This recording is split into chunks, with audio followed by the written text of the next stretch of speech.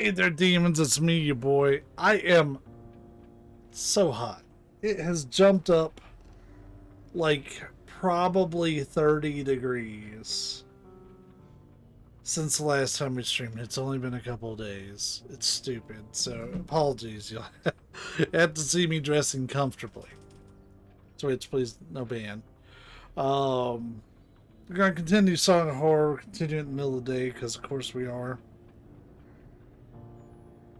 So, yeah, we're just going to jump right in. Hopefully we don't have the audio popping. I've been fighting with it. It's a good thing I tested my mic, because you wouldn't have been able to hear me, but I think I got it fixed. So, fingers crossed no one comes in here saying, hey, it's broken, because, like, I literally just spent about 15 minutes working on it. So, I think we're good. All right. Let's get to it.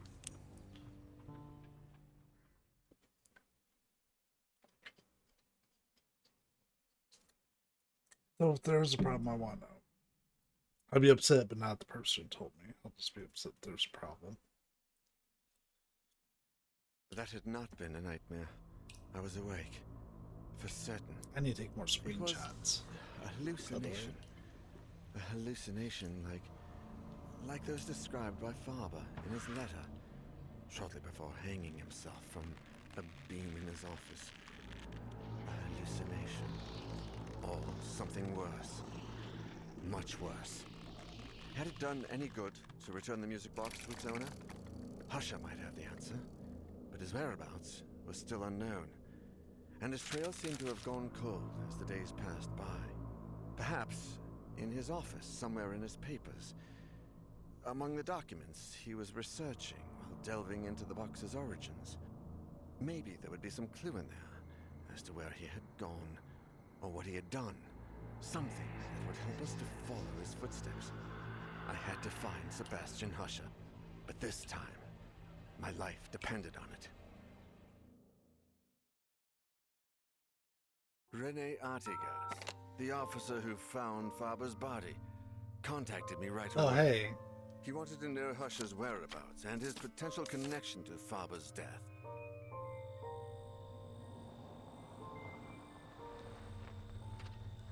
Grace, a PhD student and Husher's mentee, and Professor Nassiri, one of his associates, gladly agreed to give us a hand with the search. They used to stay up late working in Husher's office, so that seemed like a good place to start. We had no idea how serious the situation was. If we'd known about his family, those poor children. I hope we can at least find out what exactly he was after and where he went.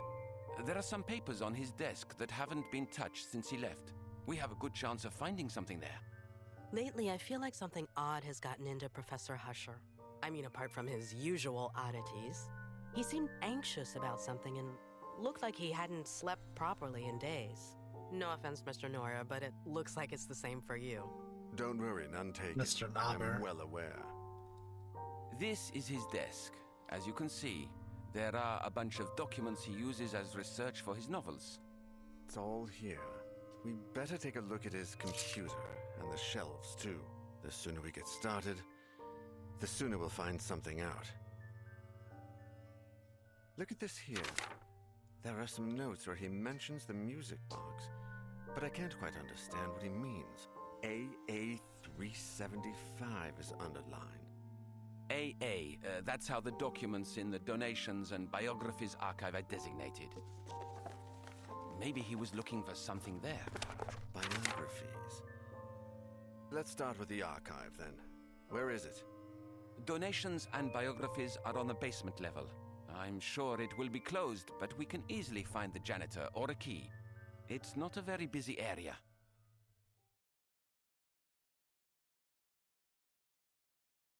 Usher was looking for something in the archives of Donations and Biographies.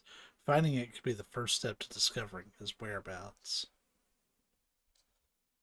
So I guess we're at like a university? Maybe? So we know his story. Omar Nashiri. His light source is lighter. Hey, we're the same age. Boy, he's accomplished a lot more than I have. Omar, Associate Professor at the State University of Arts and Humanities. He has a PhD in art history and is a former student of Sebastian P. Husher, with whom he works regularly in the field of education, has developed a certain friendship. A dedicated professor and excellent motivator, Omar has developed a close personal and professional relationship with Grace Richards, PhD student currently under the tutelage of Husher. His special thing is reading glasses. Grace Richards. The light source is a torch, which is going to be a flashlight. Eager to discover the world beyond her borders, Grace, who holds a master's in history, flew from the United States to Europe to complete her doctoral thesis and carry out research that was personally important to her. Tutored by Professor Sebastian P. Husher, Grace is a brilliant student who has found in Omar Nasiri, a fellow foreigner, a mentor and friend with whom she clearly has formed a bond with mutual understanding. Her special item is caffeine pills, which gives her an energy boost for exam time. Well, since she seems like the eager beaver, we're going to send her out first. Check out what else is in that notebook. I like that at least all the characters are in the same room and they're not just randos.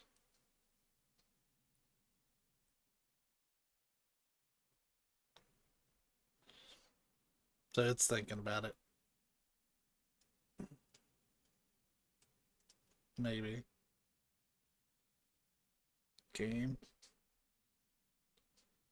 My PS4's like, man, it's hot in here. Yeah.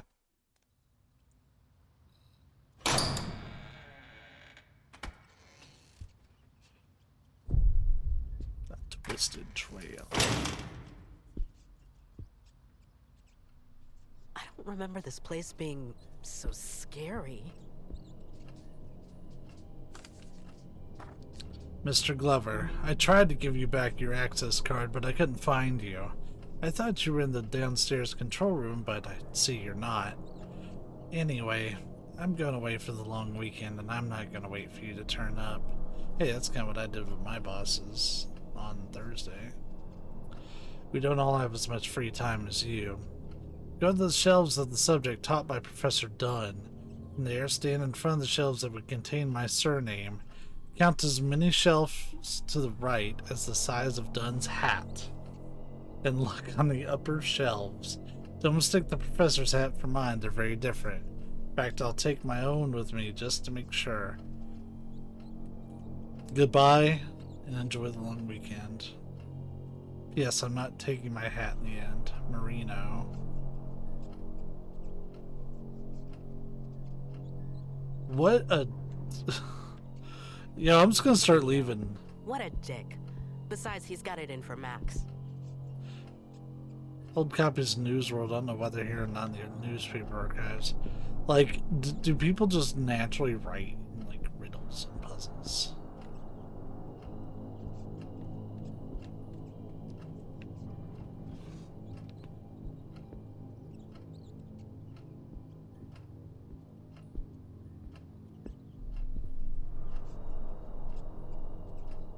Damn fax machines.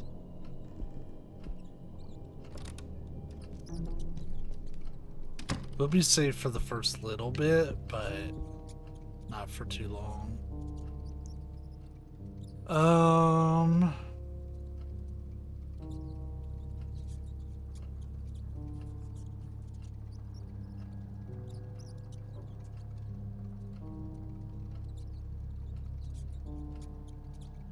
Oh, so you can look at this, but you can't, like, scroll or anything. Okay.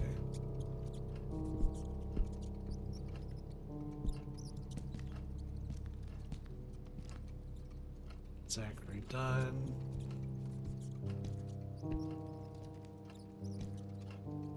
Joseph Michael Marino.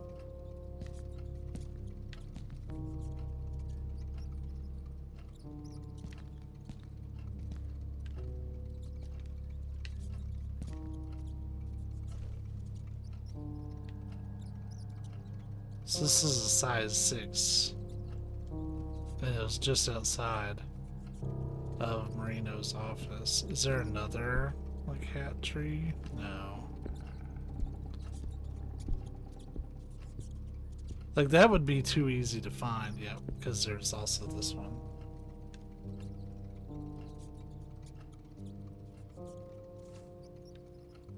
Okay. Size 8B? What? Why does it get so blurry when I try to look at it? Like, you have to get it just the right angle or else, like, it puts, like, a blur on it. It's silly.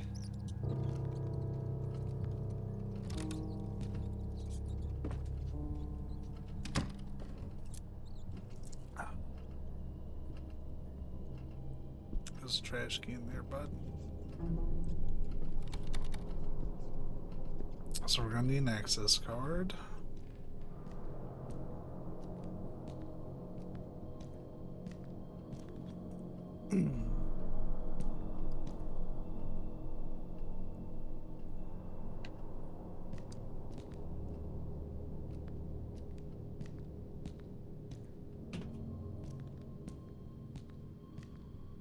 That's a lot of shit.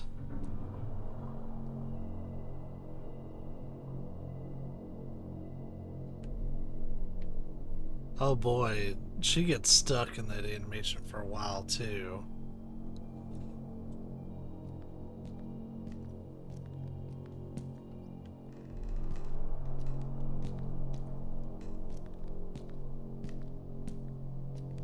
Because this is a puzzle on its own.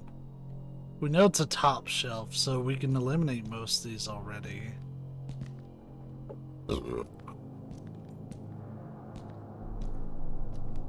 But there's so many still.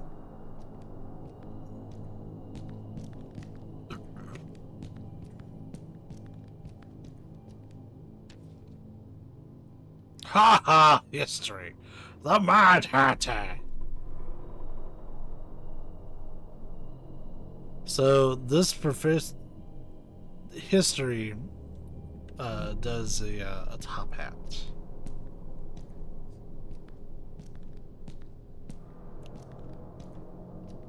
And this is literally all.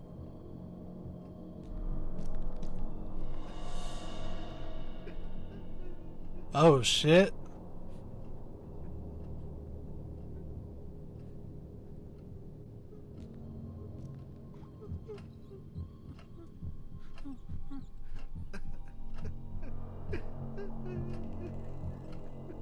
You can see that person over there.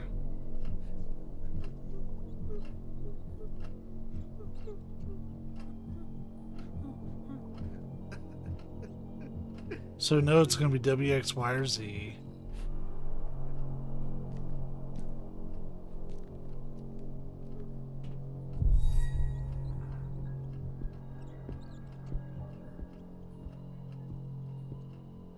They are already starting.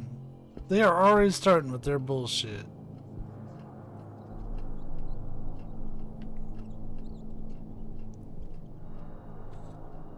Alright, so that's how we get to the office. Not that that matters, but...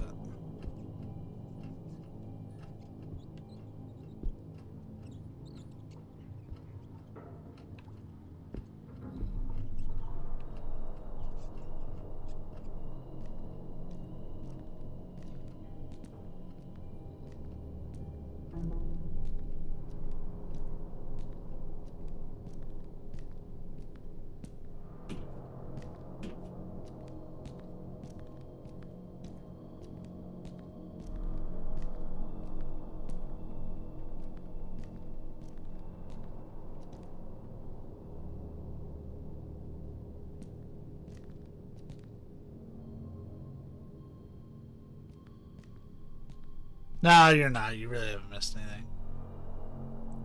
And I don't really do like a pre-stream, so...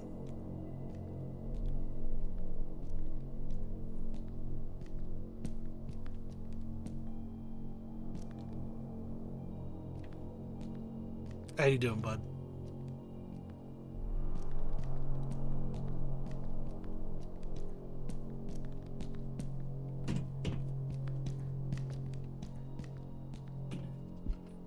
Level a ninja. I see, I see. That was so weird. Oh. Ha! Already. Usually those doors are safe.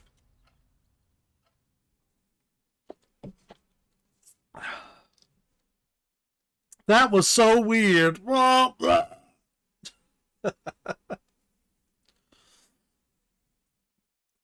Is there any special occasion, or were you just having some fun?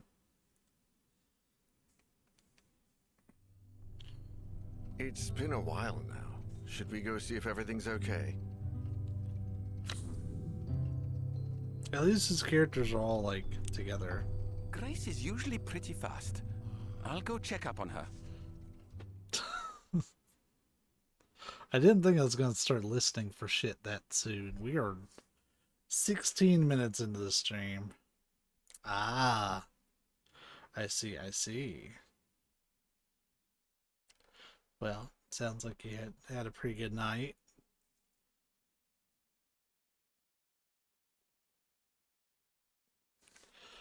The game is taking its absolute sweet time with loading. Ara muscle boil. Yeah, like, you can say that, but like, my dude, it's hot.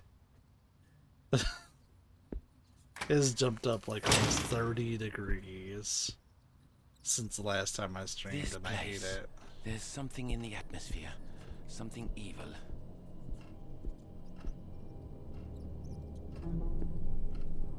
So...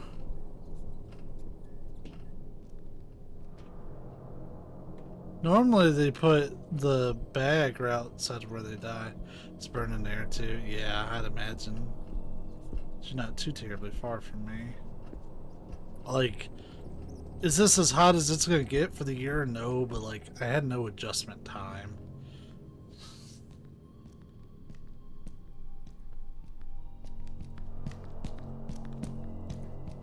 Well, she didn't really have any items, I guess. So that would explain why there's nothing there.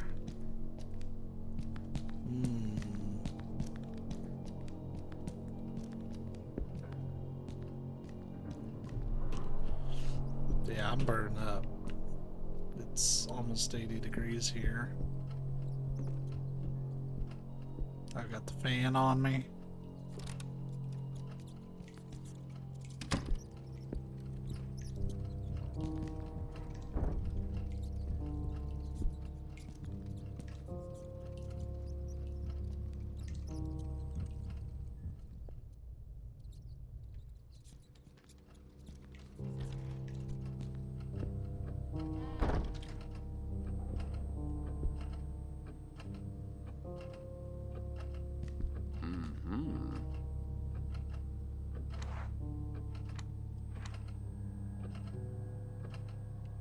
But the 14 launcher.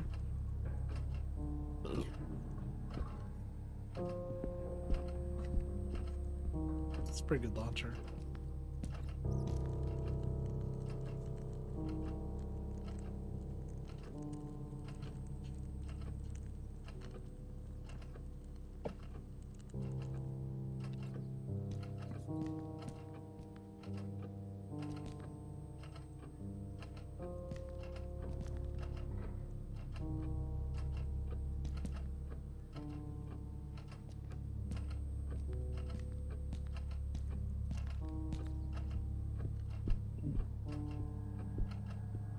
I remain console pleb, so.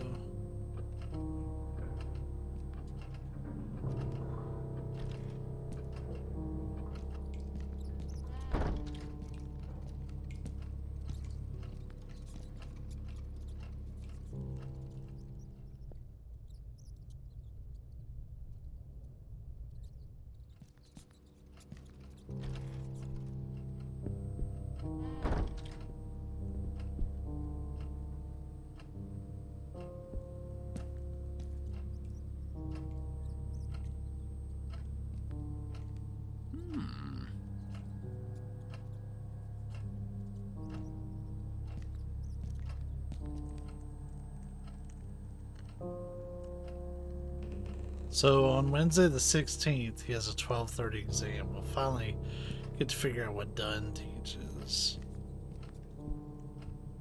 We just have to go to the next office over, or we can probably figure it out right here. Because even though we're playing as characters who should know, we have to learn as the player.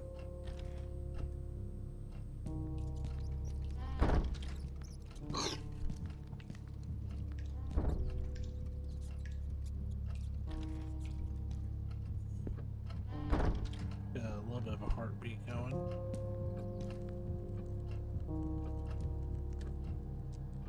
So it's the 16th. French.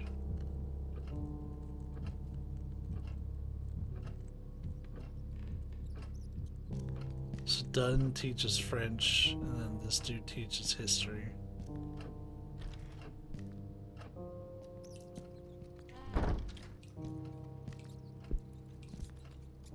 And we know the drawing is of the history teacher, so 8B, whatever the fuck that means. Oh, it just says 8. Alright. So, now that we know what his hat size is, which is all we were trying to figure out, let's go back to the note. Go to the shelves of the subject taught by Professor Dunn, which is French. From there, stand in front of the shelves that would contain my surname. Count as many shelves to the right as the size of Dunn's hat sits 6 to the right, and looks at the upper shelves.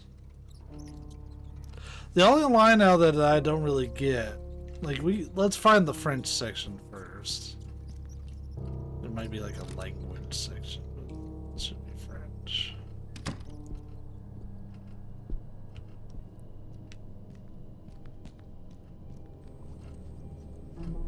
Yeah, languages. Oh, and then in front of the section, so your surname is, what is his name again? Marino.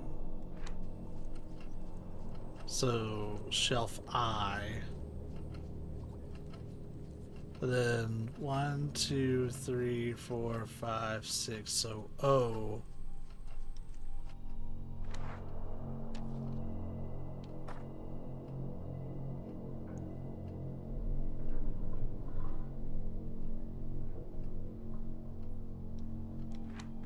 So it's O. Oh shit. That was me.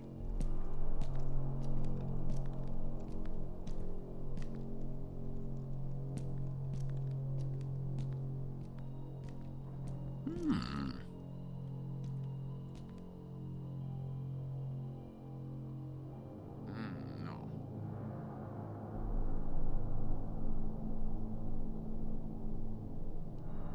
No.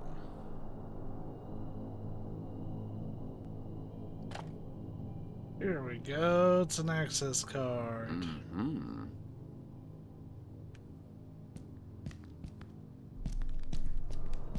We finally have our first item.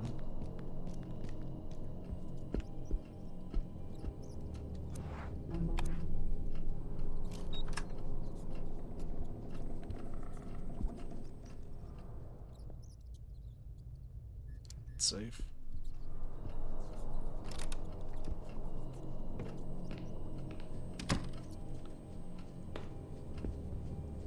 So much audio-visual material here that it still hasn't all been classified.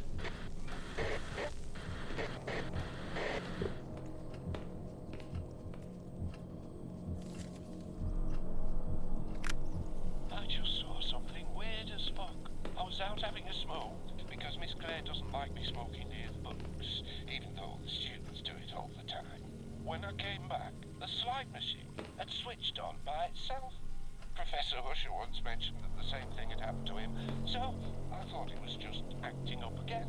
I went to turn it off, and I saw there was a picture of the old archive door projected on the screen. Then the door started to open. I couldn't look away, and when when it opened a bit more, I could have sworn I saw the control room from downstairs. And not just that, there was someone in there holding the release lever. It was me. I was in there. I pulled the cable, took the slides, and got the hell out of there. That's all you want, but now... Oh, I'm scared to go back downstairs. Ah, riveting.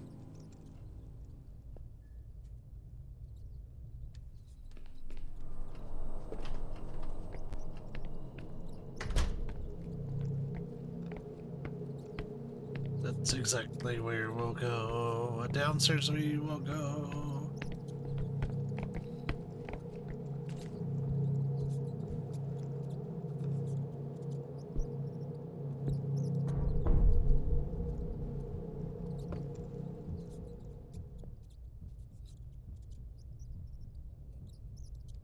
The door's clear. That's a locker to hide in. For the presence. It's just already made its presence known.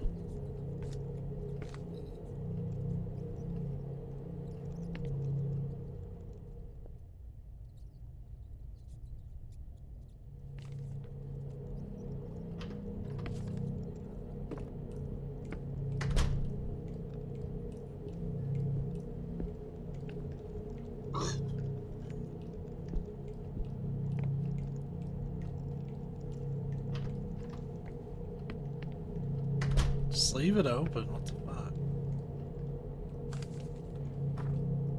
This door.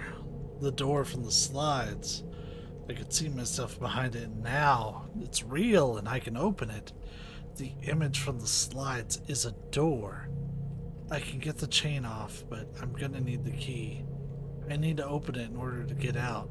It's all so dark, but if I can get out, maybe there's light out there.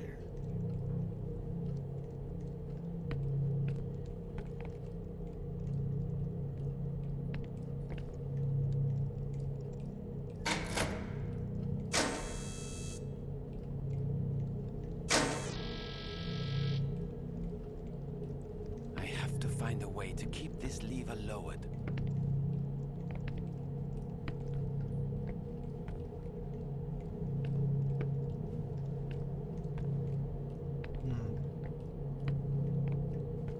Riveting.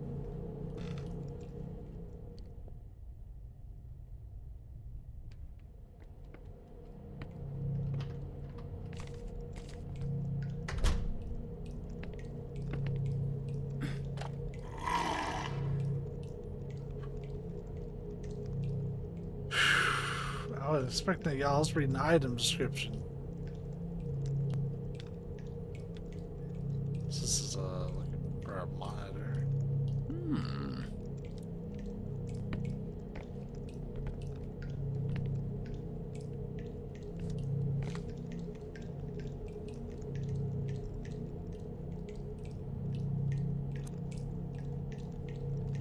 I mean, we might need that. We can see a thing. I can't listen.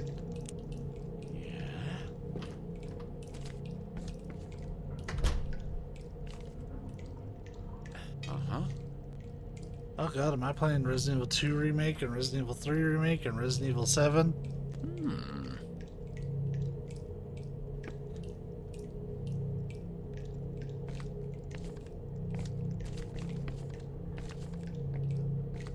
So they all include like a bolt cutter like that.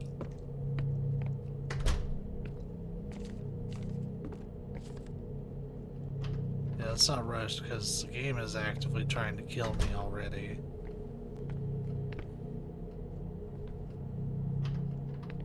I thought that was somebody looking at me from like the doorway.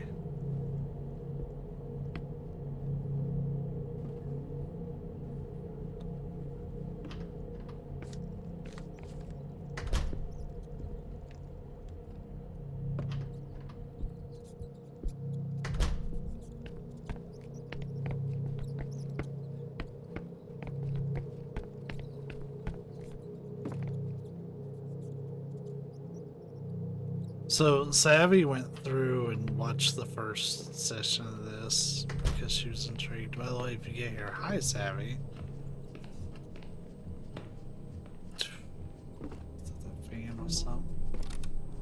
Like since they had that one jump out at me while I was on the inventory screen, like I'm on like full alert now.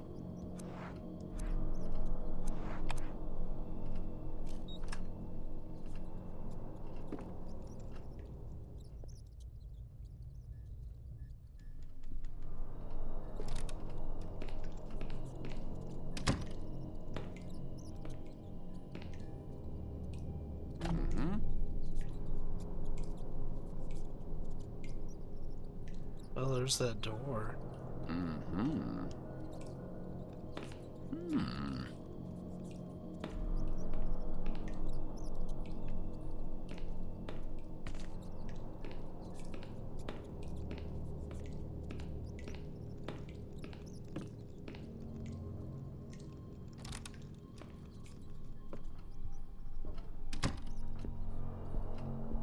So maybe we can get some power to the projector.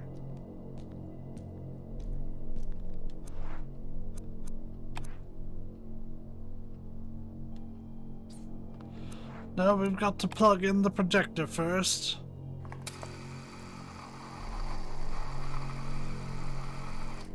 Oh god, this is Tormented Souls. I have a feeling this isn't going to be anything like giving a class.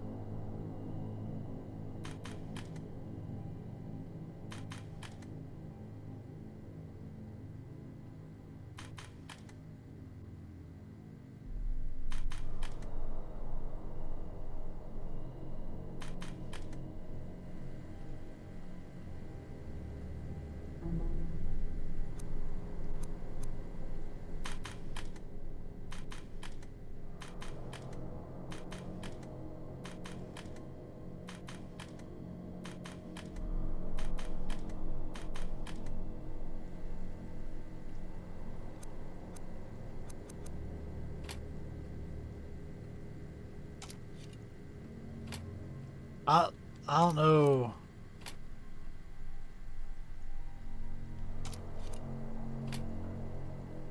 Oh, he's holding the key.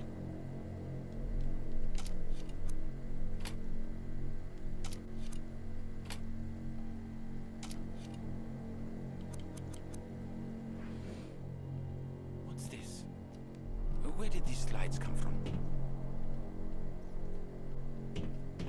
Why are you not turning your light on, my guy?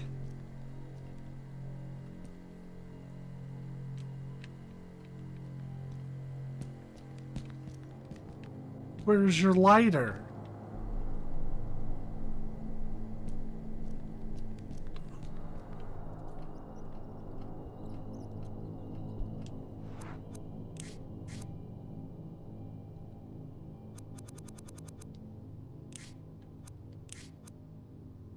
Yeah. It's R2, like I thought.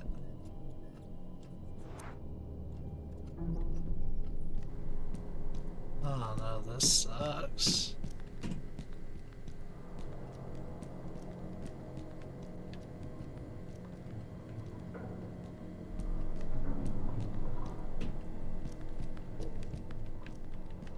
He's not pulling out his light.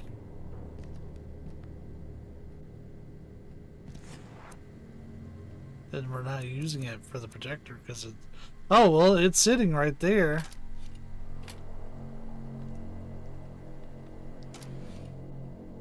Why would you just sit on the table and then not...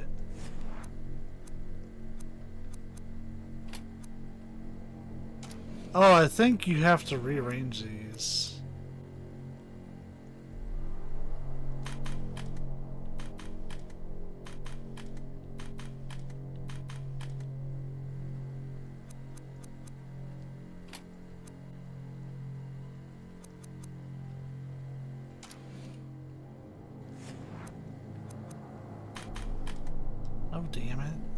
just want to look at it.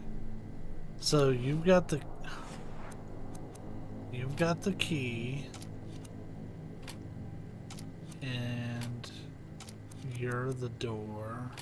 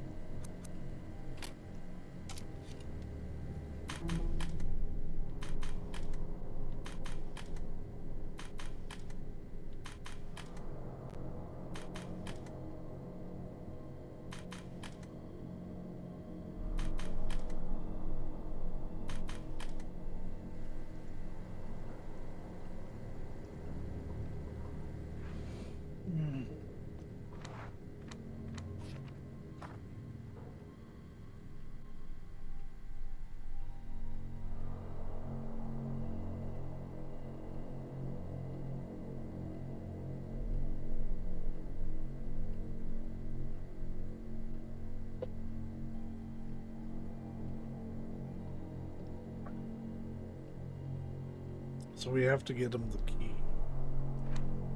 But how? I don't like that they hijack your lighter for this, because it's not being used for anything. You said on the fucking table.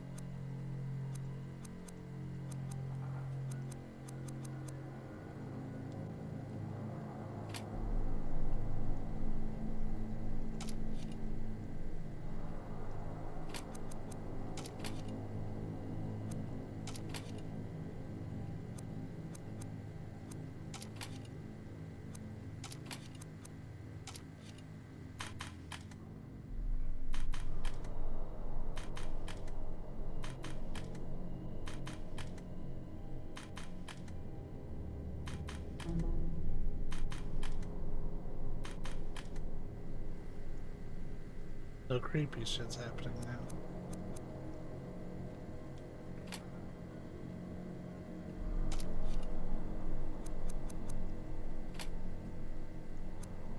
So we can't start.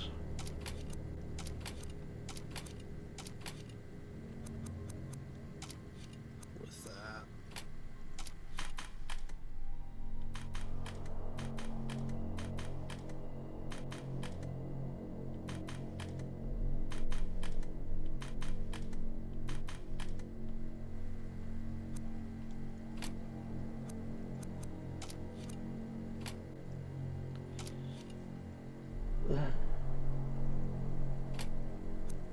I don't like this puzzle very much because it seems really vague on what it wants. Like, I know we're trying to get the door open. I know to open a door you need a key.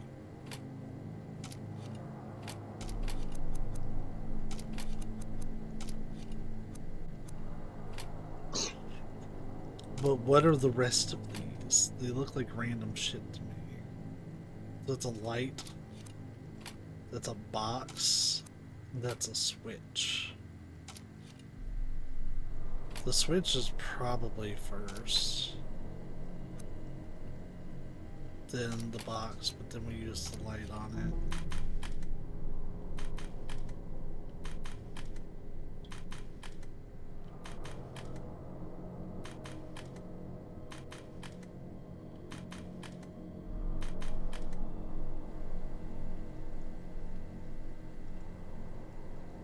I'm sure that whatever the resulting image is what we'll have to go through when we've got the door unlocked. So the door...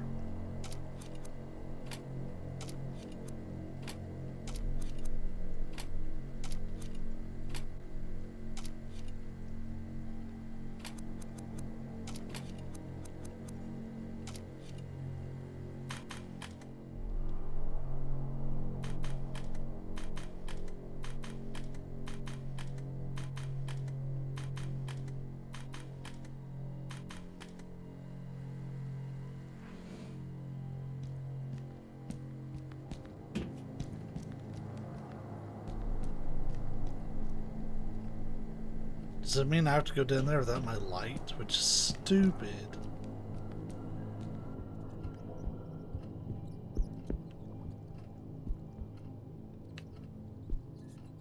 What?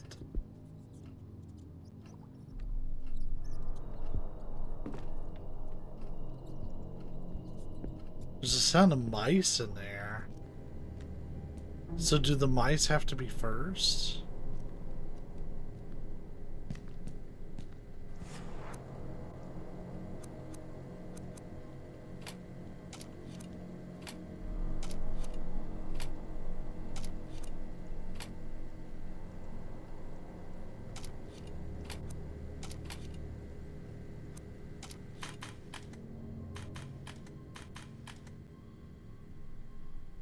Okay, so the light illuminates the key.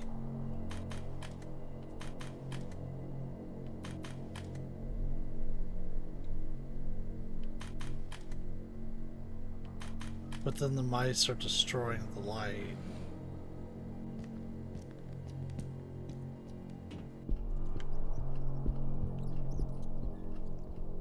And he's not gonna let me go anywhere without my light, or at least not forward.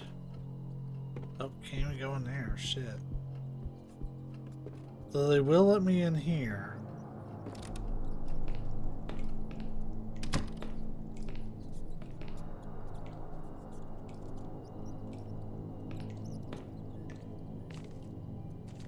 But why is this room allowed but the other ones aren't?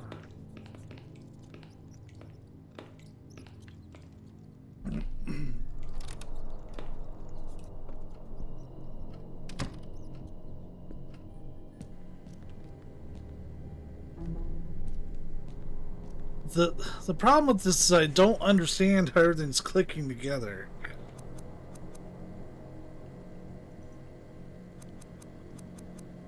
Like, I literally have arrived this far by pure chance. So we have... Let's review it again. So we started door, and then we did light. The light shines on the box for the key.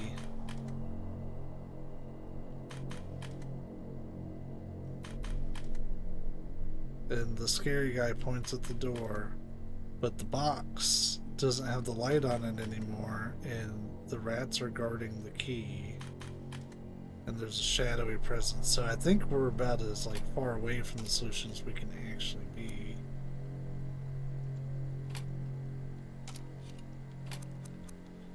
Well, if we introduce the light later.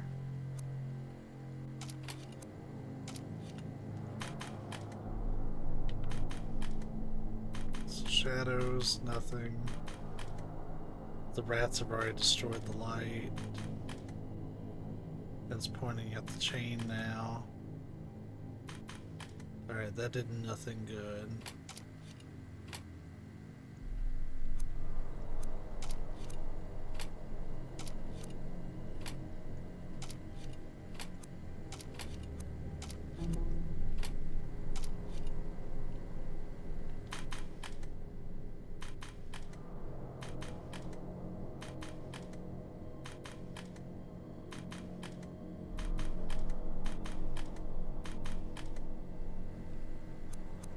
So the light being really rear loaded does kind of suck.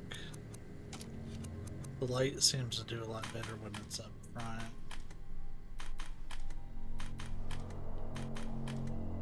But then it gets broken.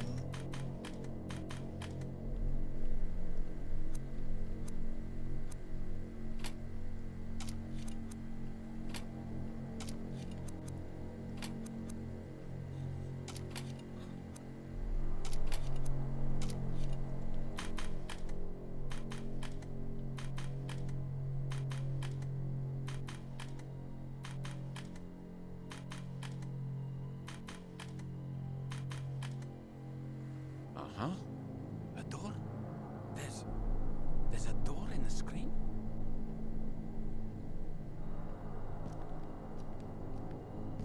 Yeah, you haven't picked up your damn lighter yet. Which I don't understand.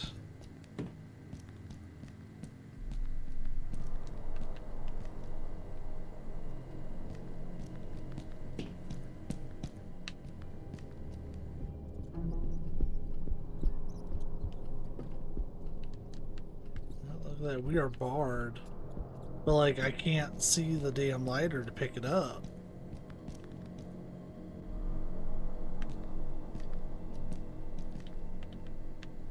And like, I can't even look at the projector anymore because it says this. And I looked in the controls, it's R2 to get it going. Why the fuck did you put it down in the first place?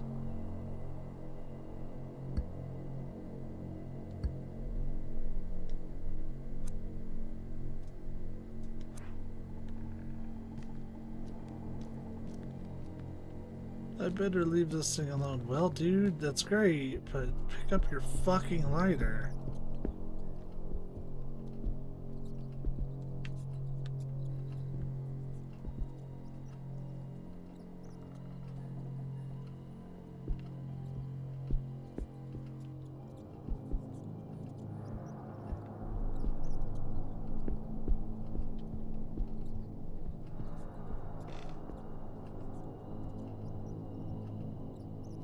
I feel stuck.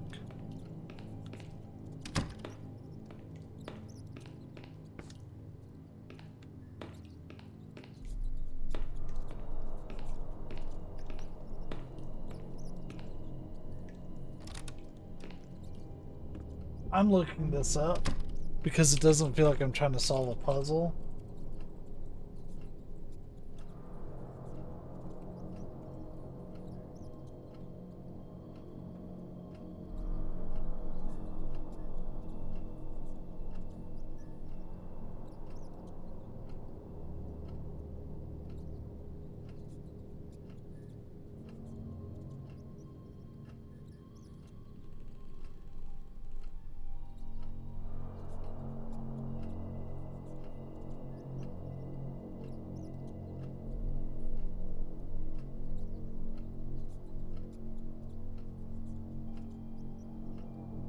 Song of Horror, Episode 3, Light.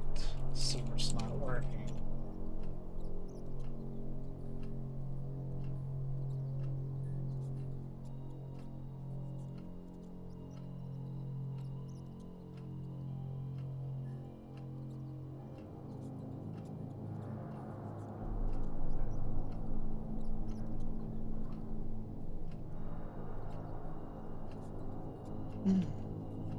It.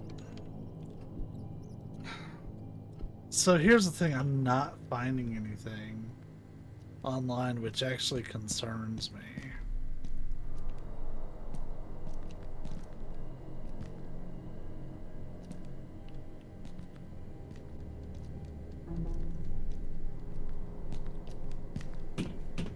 Like, I can't walk into the store, there's a table in the way. Oh wait, yes I can. It's so fucking dark, you have no way of knowing. This is... It's unbelievable.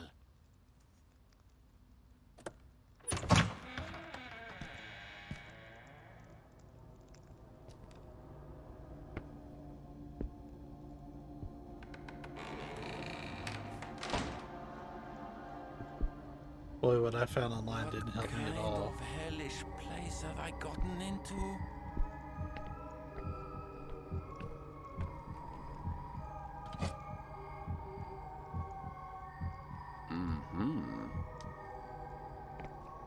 Hello, Mr. Guy. Yeah, the walls pulsating? That's cool.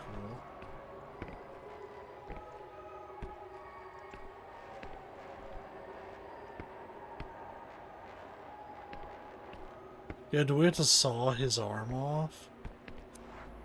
Yo!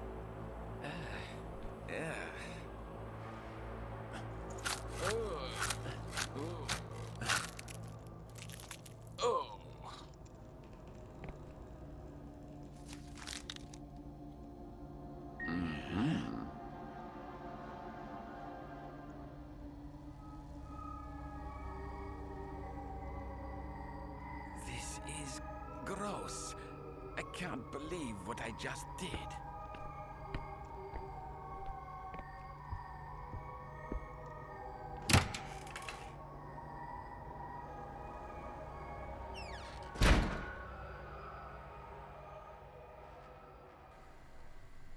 Yeah, we have our lighter again all of a sudden. That's so fucking weird.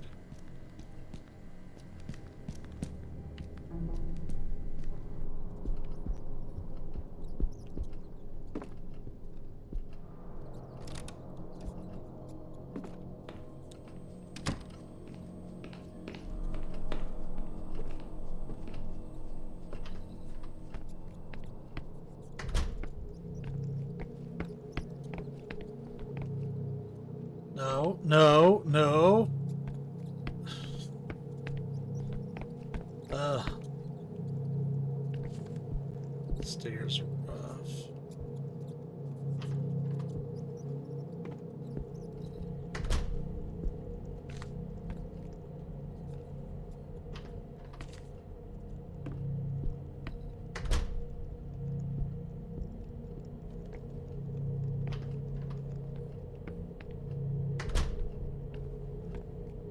Don't mind if I do.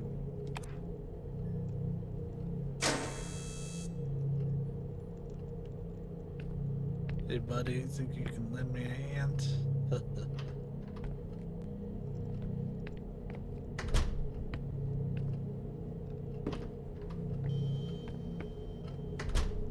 The old archive. I haven't been here in so long. The fuck is going on with the lighting on that box?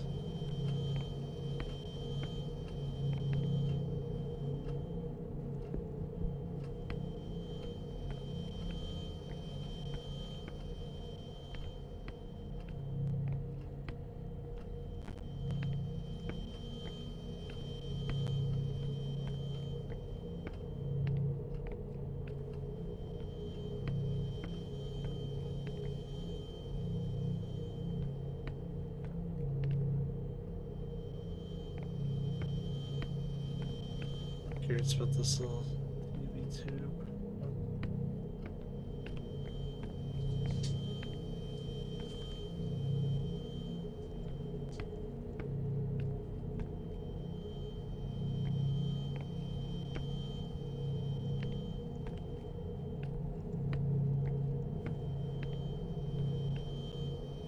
The music's just getting louder and more ominous.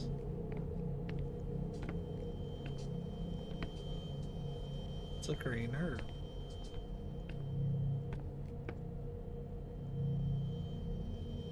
European families, great and small. An old book about the Legrand family, or rather the worse for wear.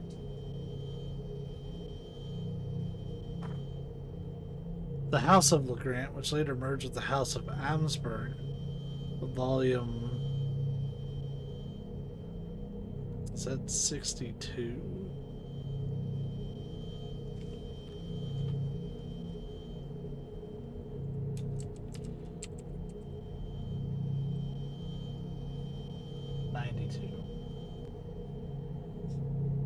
His ups and downs over the years, the rise and fall of an industrial empire and the squandering of a legacy by Argos the Grant, last heir to the huge family fortune, who spent his life obsessed with investigating the paranormal, make this one of the most thrilling volumes of this collection.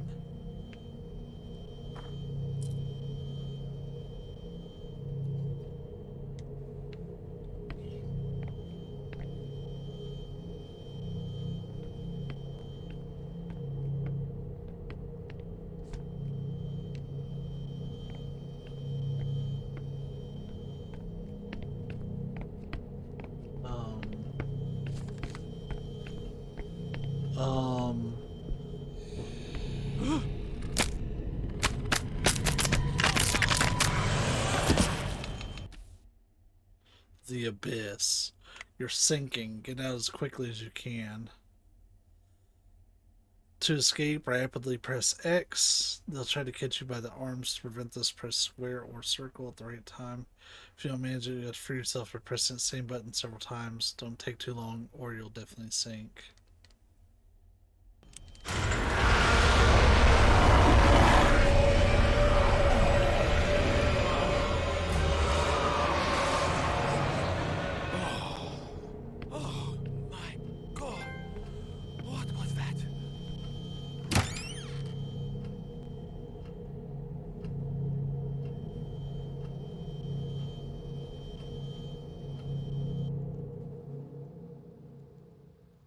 I don't like this camera angle. Oh, there are humans. Okay, we're good.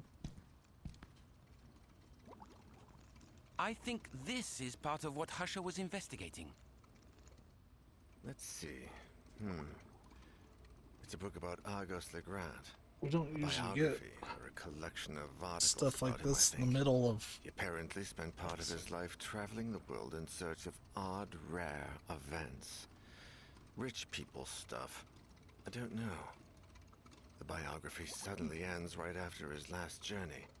It says here, he returned without his equipment, without the huge amount of money he wasted on the project, and with a simple memento of the music he brought home to his little girls, 8-year-old Elaine and newborn Ariadne.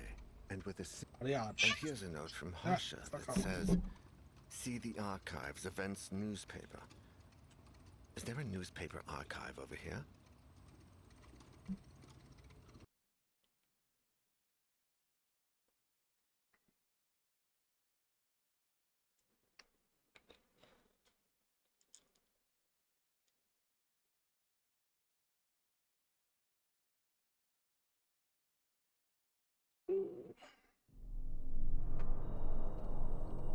Oh, so we can just pick Let me characters go. again. I know the place. You keep searching this area. So we get a mid-chapter character swap if we want. Well, I don't know, but it's neat, I guess. They're just like, Grace fucked off and went home.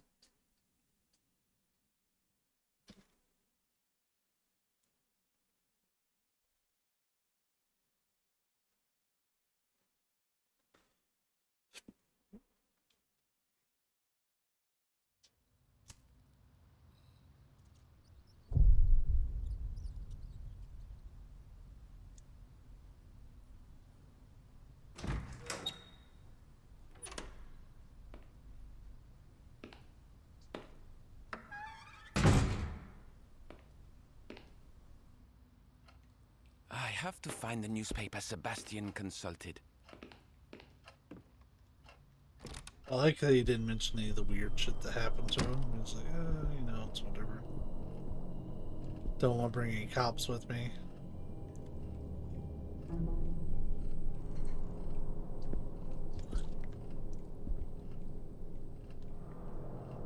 Get the damn fire alarm. I'm sure the presence and the abyss and the silence don't like that much. Oh, the secretary's office sensor is on.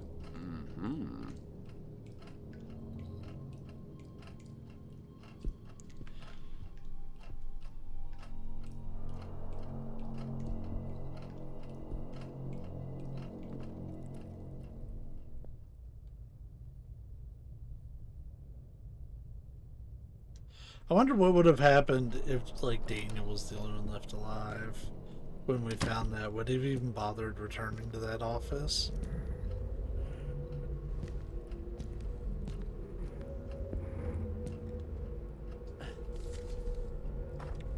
I brought the secretary flowers today, and she wasn't there. Nobody was. Where did everyone go? The whole crew was supposed to be here today to paint. If this is a joke, I don't think it's funny. I'm not painting by myself. I'm gonna sit here and bum around until the joke is over. If you're not here by then, I'm out of here. You can tell the boss if you want. Tell him why you think it's funny for all of you to disappear just because I was half an hour late. See if he laughs. But it's probably the only thing that saved you. It's not funny. Seriously, it's not. Turn on the lights. Please, turn on the lights. Please.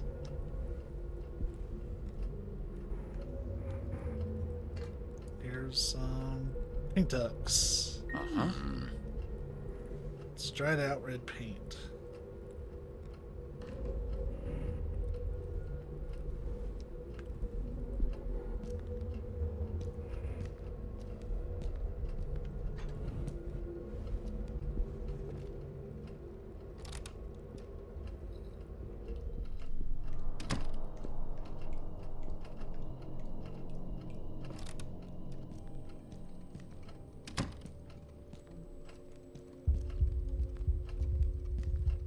Not another projector, please, no God.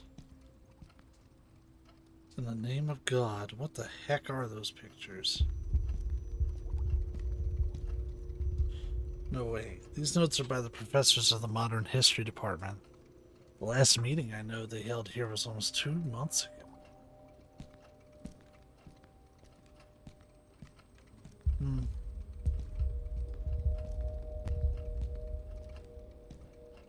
Well, y'all are weird.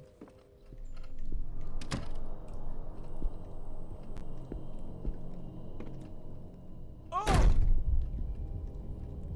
What happened? It didn't like me doing that.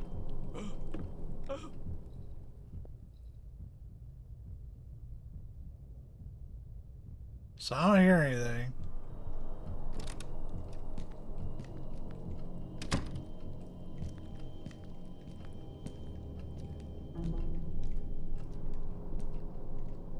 There's something on that table.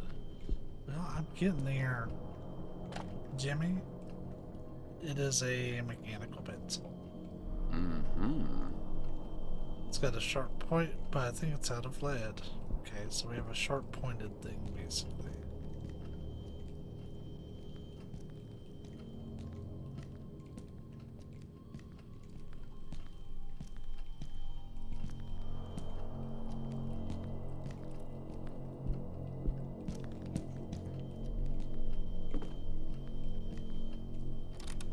I think this goes out to the hall as well.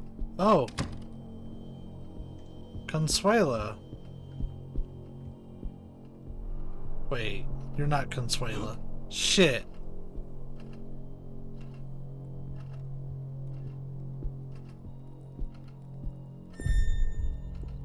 Oh, that's a silhouette of a person thing.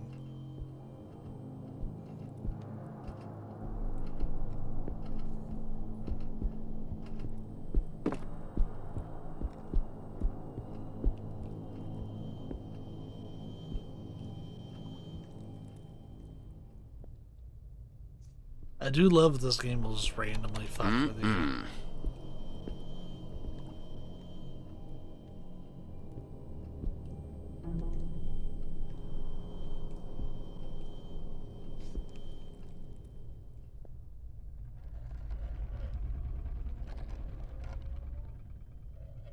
Yep, that's got something in there.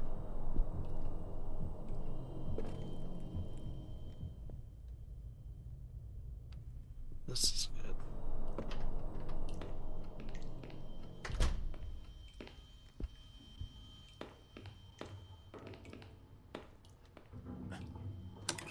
Yeah, same merge mansion.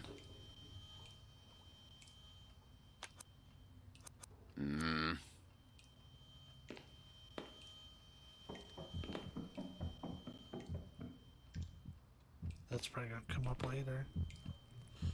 Fuck you, Marino!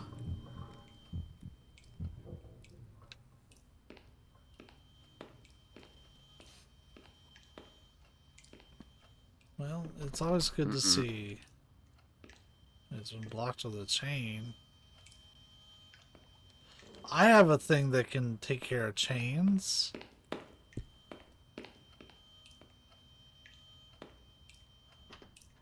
Let's see if this is still a death door.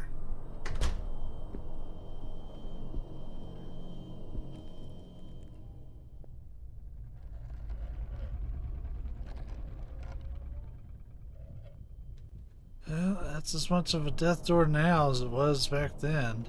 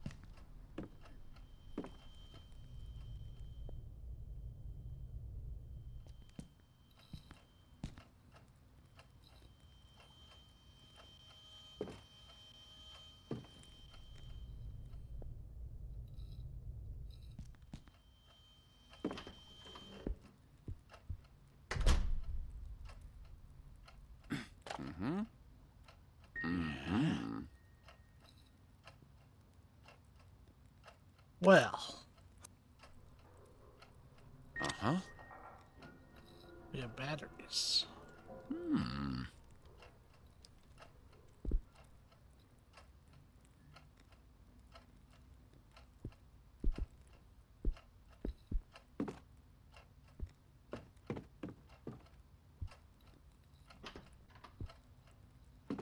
Not sure where we're going to use the batteries, but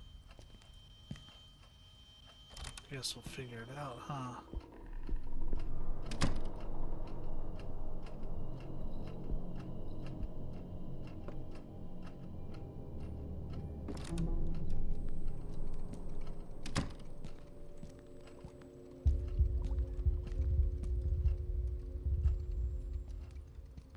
I was surprised there wasn't anything of real note in here other than that, the picture being projected. Like that in the ashtray. It's even any more talks more about the notes than anything.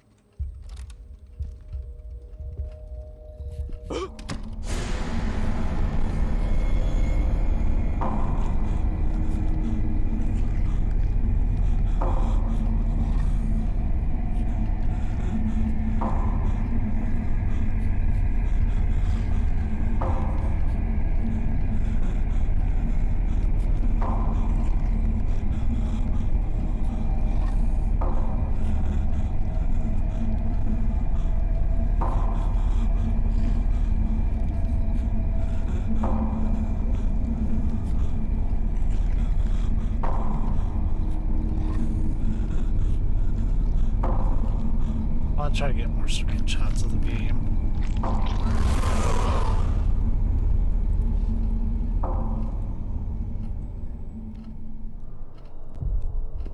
Holy hell! What was that thing?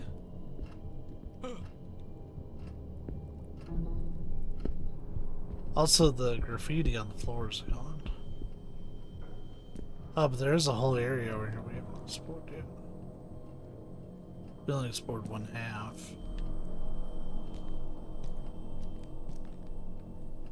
Can't call anybody, even though we could just leave anytime.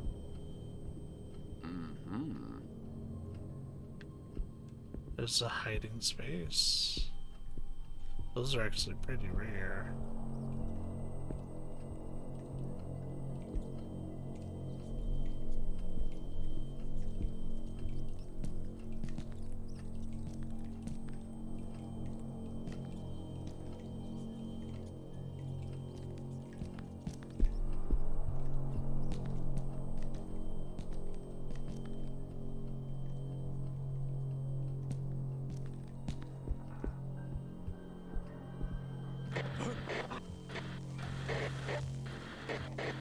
Nope.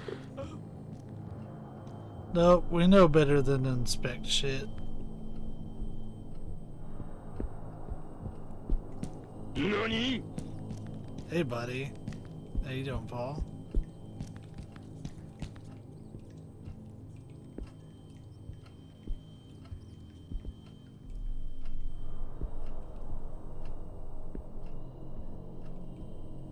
I could have swore I saw something poking its head around that corner. Okay, it's clear. Just kidding, we can't go in anyways.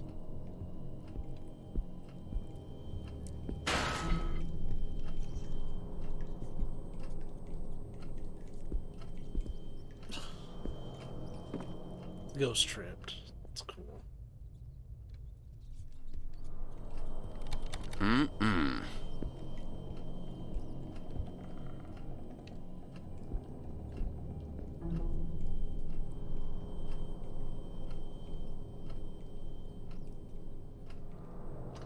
Mm-mm.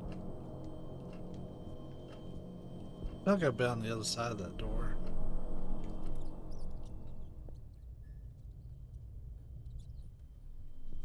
All I hear are rats. Filthy rats.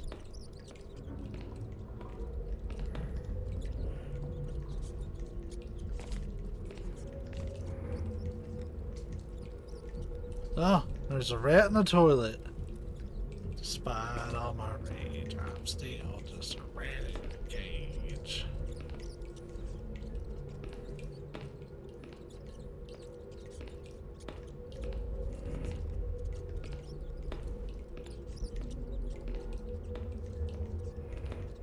That was...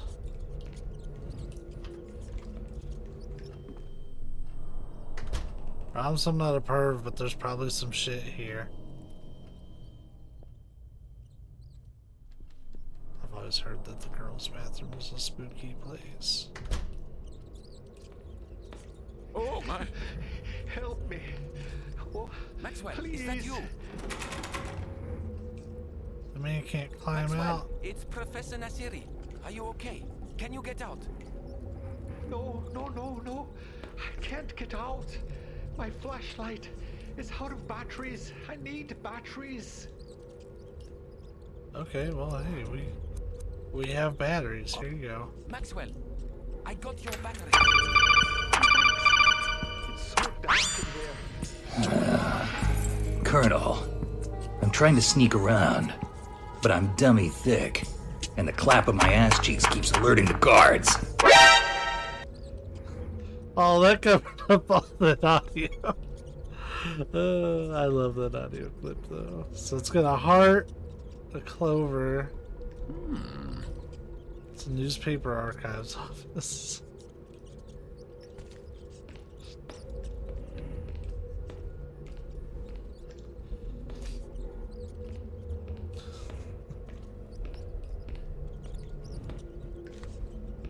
Oh my!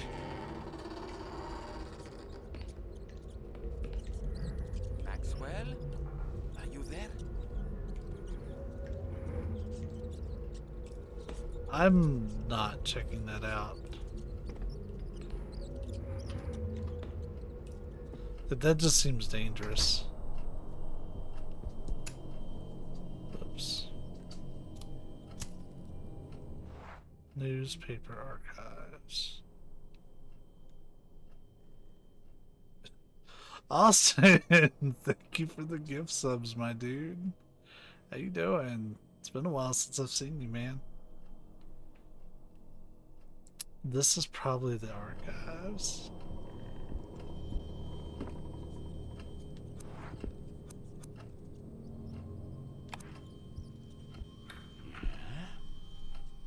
Let's see if I'm gonna die when I walk in here.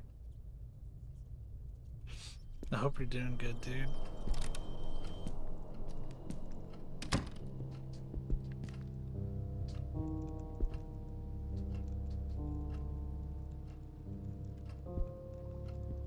So is this Sebastian's office? One of our microfiche readers. Looks like it's in good condition.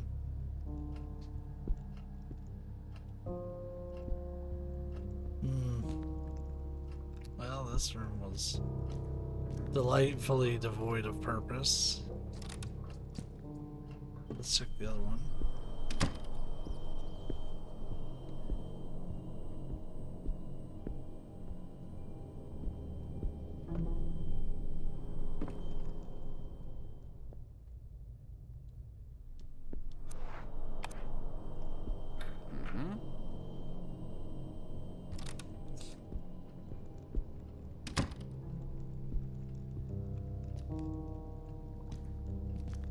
Another delightfully useless room. Why are these even here? Then we can't get to the one in the middle.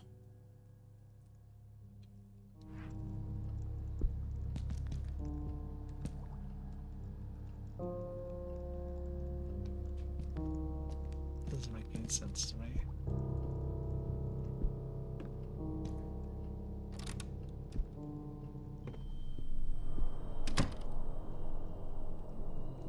Robo Dino Chef, thanks for the follow. Pretty sure I know who that is, but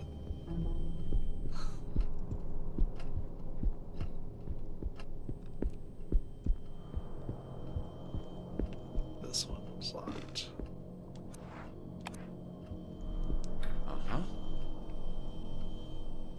Oops, gotta hold it. It's that one fellow. It's somebody. Yo, as someone who loves all types of horror games, would you recommend this? Actually, yes.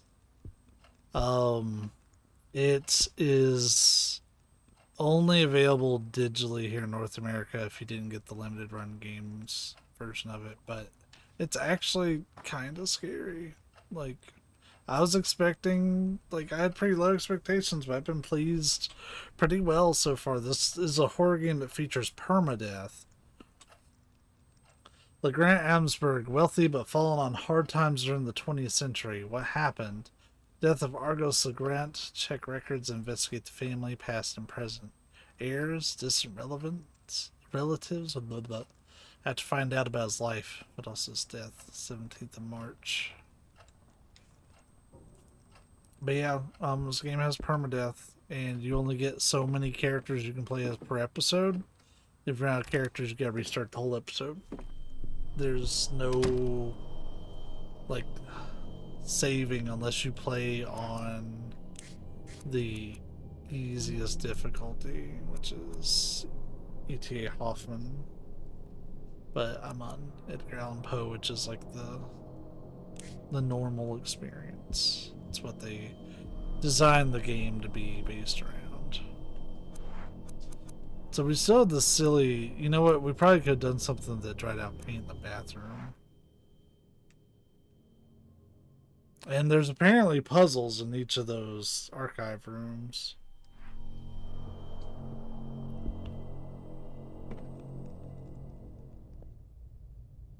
Okay, this room's clear.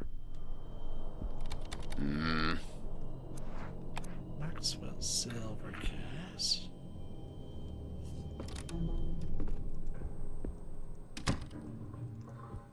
The first chapter is the best so far. But they've all been good. I'm on the third one right now. So it's like the midway point of the games. There's 5 chapters.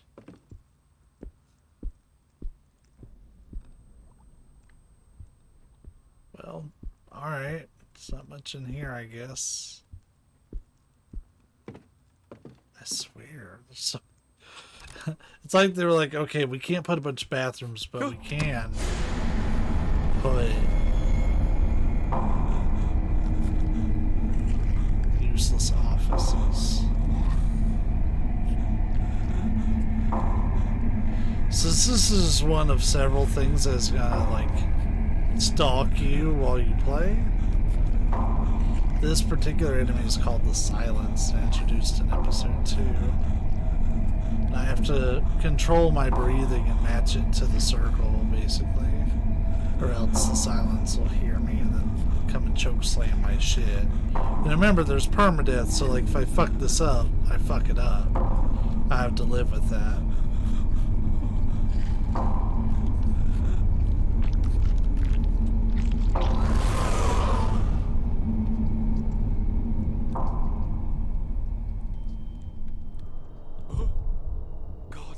The Abyss is the coolest. I like the Presence the best, I think, but the Abyss is pretty fucking cool.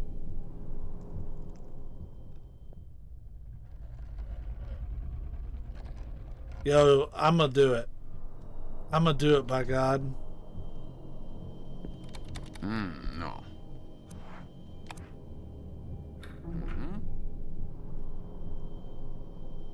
Yep.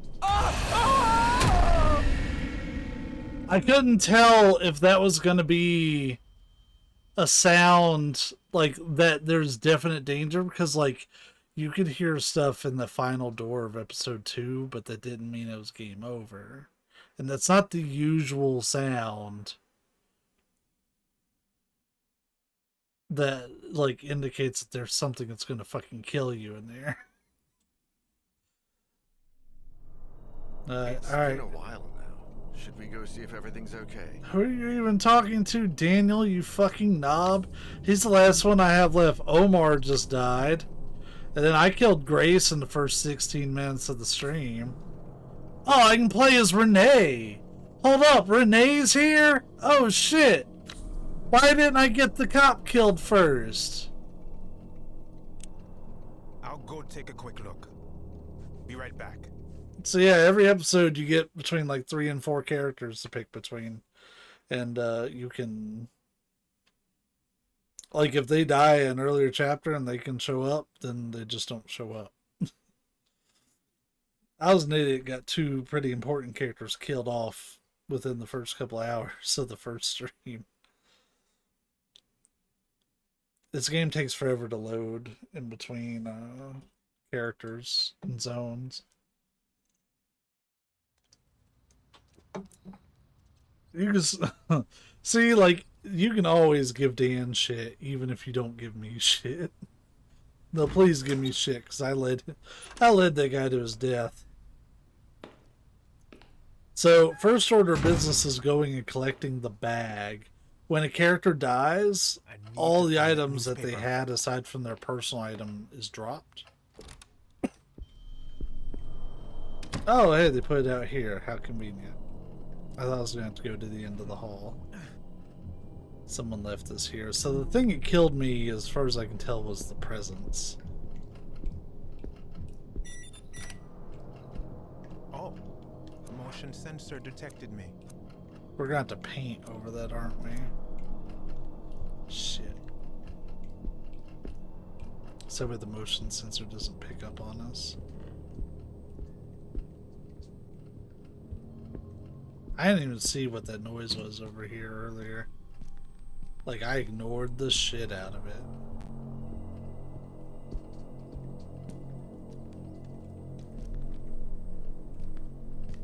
So yeah, we have a little bit of a more useful light. Like, this one has pros and cons, but I think the flashlights are better than the lighters. It just varies depending on what character you're playing as.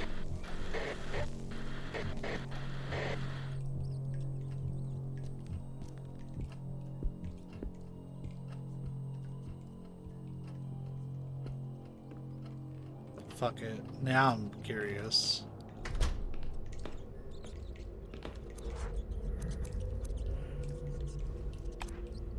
Here we go. Wet the paint. I think that'll do. That'll do.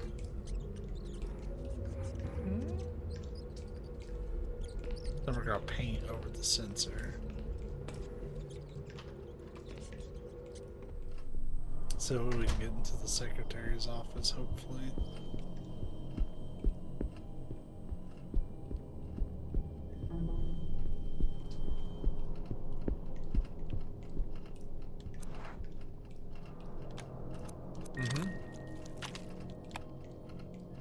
I'd rather not have to do this, but...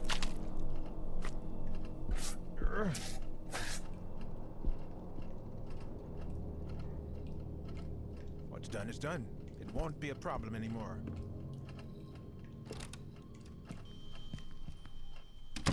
This door should be unlocked. We're gonna listen first. Yeah, we good.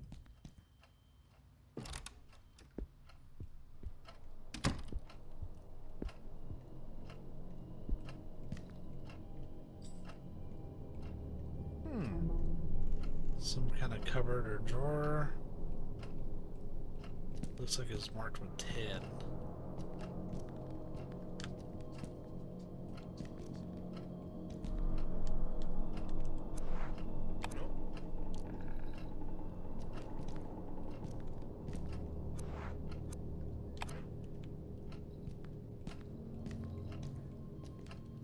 Good.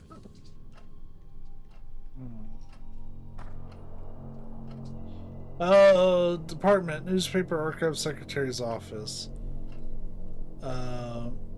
Room A, Professor Wesk. I wonder if that's supposed to be kind of a Resident Evil reference, because the name on this is Jill. Room B, Professor Husher. Room C, empty. And sends comments. Becca, read this as soon as you get it. Professor Husser is acting weird. He wanders around the archive all day, lost in thought. It's odd, even for him. He barely even answers me. Sometimes he carries a music box. He winds up every now and then. Mr. Spencer has taken him to task several times, and whenever he does that, it looks as if Husher has just woken up. Then he goes back to his office and spends hours holed up in there. Oh wait, there was more. Chris says he's the same at night, if not worse. We think he slept in his office because no one has seen him leave. And William says he heard strange noises that sounded like screams, but when he went to check, no one was there.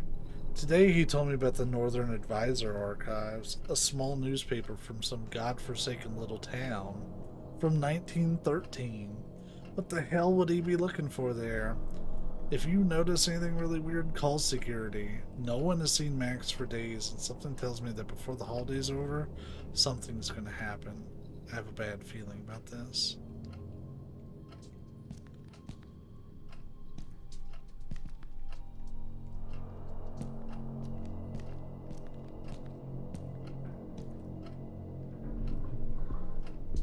Oh, we got a drawer key of sorts. I don't know where we're going to use it, but...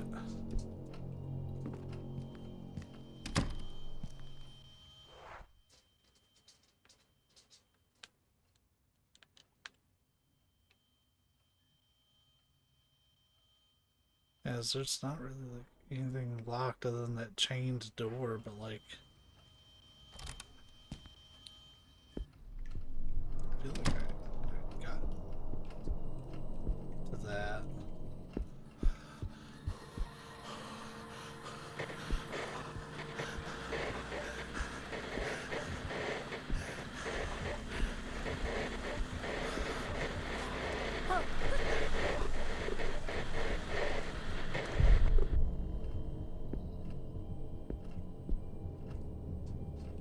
They said, fuck my light source.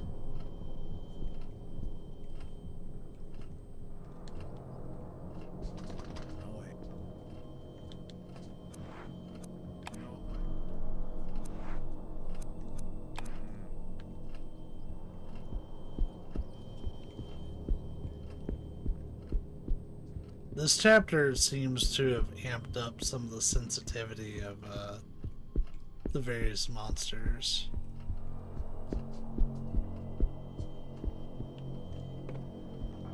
Oh shit.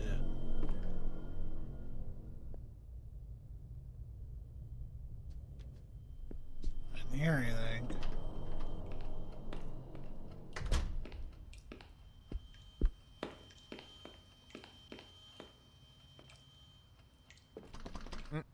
Door's blocked. Well, will you let me use the damn shears? It's so stupid that there's a door that cuts out a lot of that. And I can't take the emergency exit.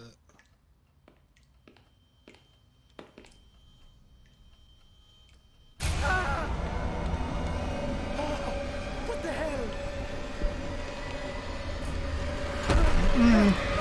Get the fuck back!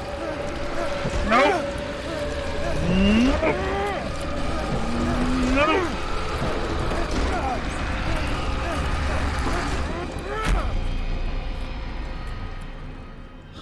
Oh man. Good thing I go to the gym.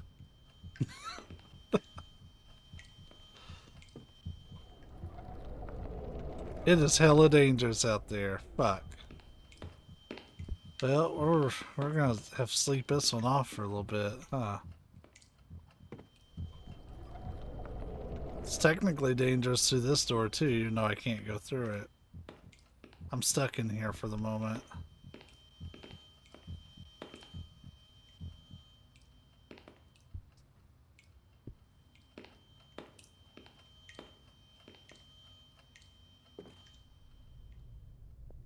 Alright, it's cleared out.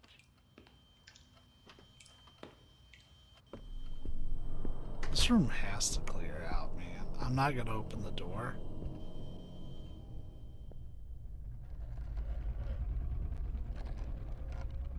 Maybe that's like the sound the abyss makes. I had a heartbeat again. Let's re-examine the kitchen area.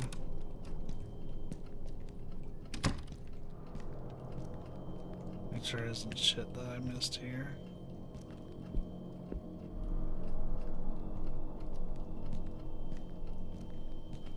Oh hey, another hiding spot.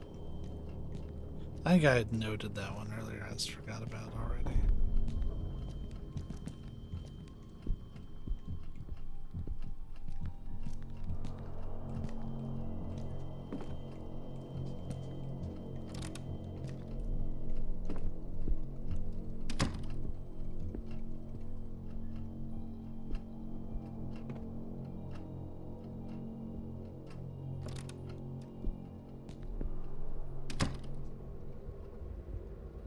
I kind of wrote off this room because there's not really a way through.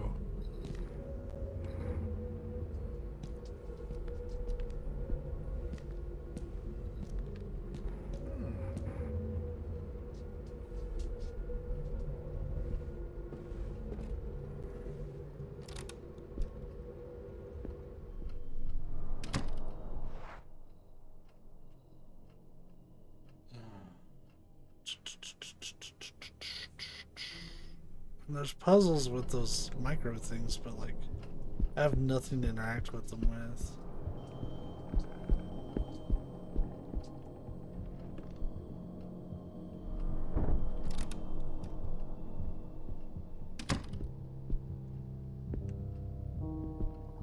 Come on, get around the chair. It literally says I'd have to have a microfiche I could read. I don't know where I'd get one of those.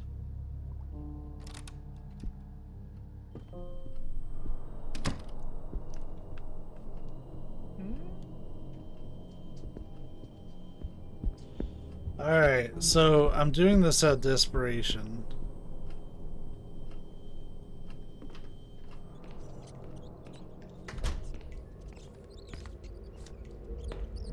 What? Sir, where are you?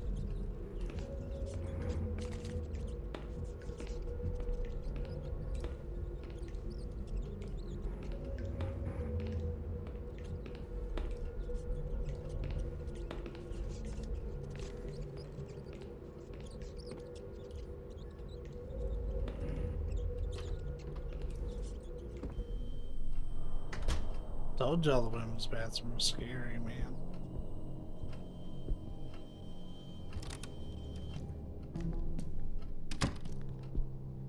Yeah.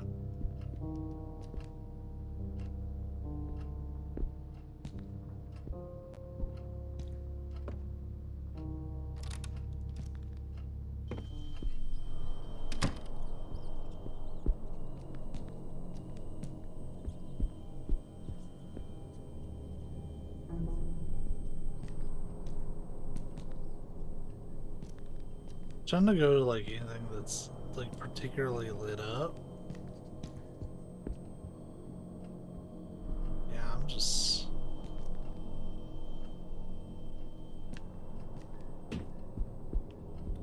really uncertain as to. Oh wait, what's this door? Why have I been passing it up the whole time? I swear my mind just blocked that door out from existence. That's fucking Grace.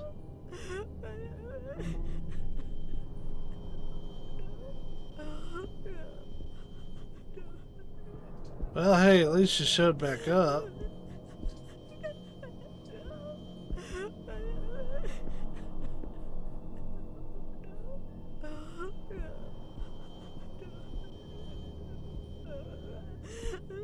We're not. If she's still there, then I'll approach her, but I'm gonna head out of the room first. Fuck.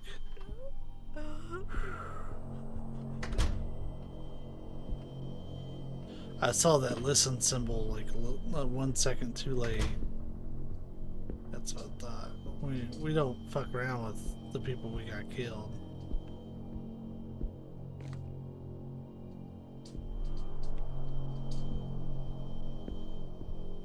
Getting closer.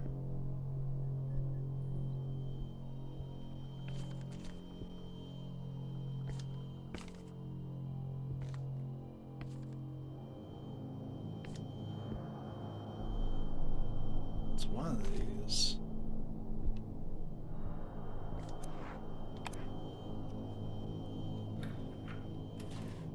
Hey, we got some microfilm. Hmm.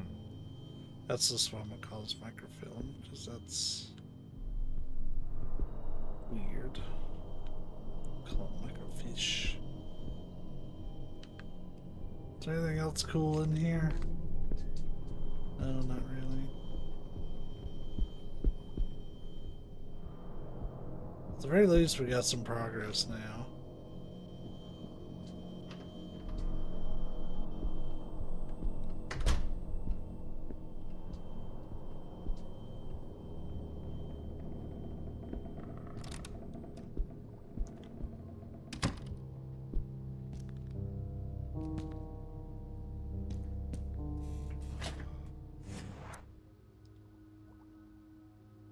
Shit.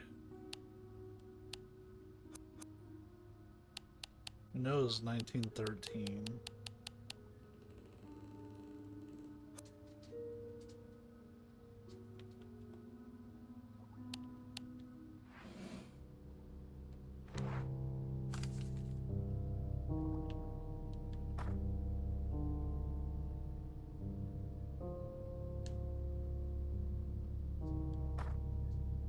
It's on 17th of August. I highly doubt that.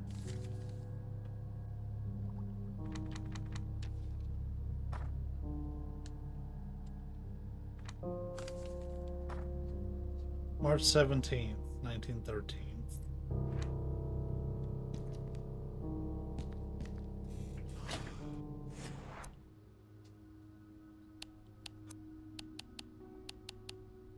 Oh wait, shit. I'm uncultured as fuck.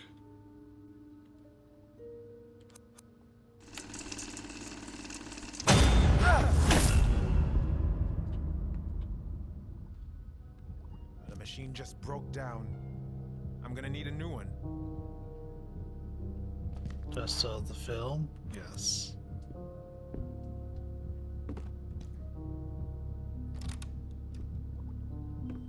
So that's why there's two of them.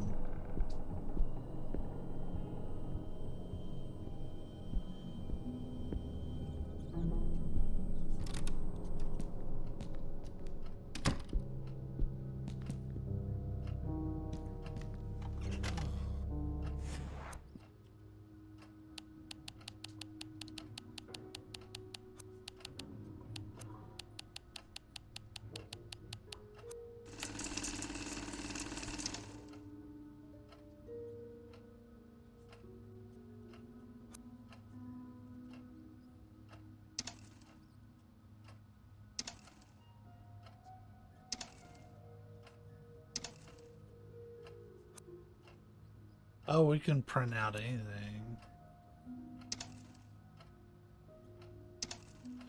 Probably the death page, or the crime page.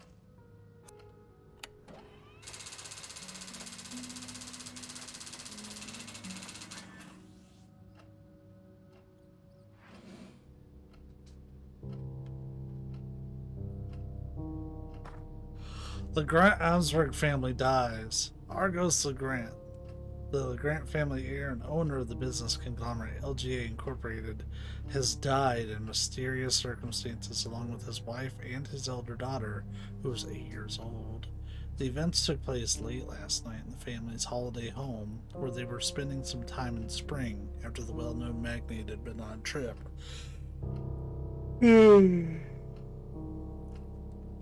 Although the authorities have said very little in their public statements, but the lines of investigation are open. The strongest theory so far is that the family has been the victim of a violent robbery, with the only survivor being the younger daughter, Ariadne, who is safe and sound under the care of police officers.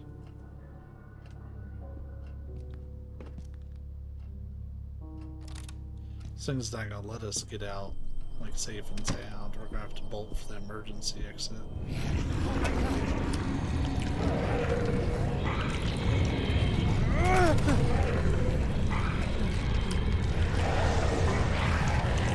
Oh, now we can use it.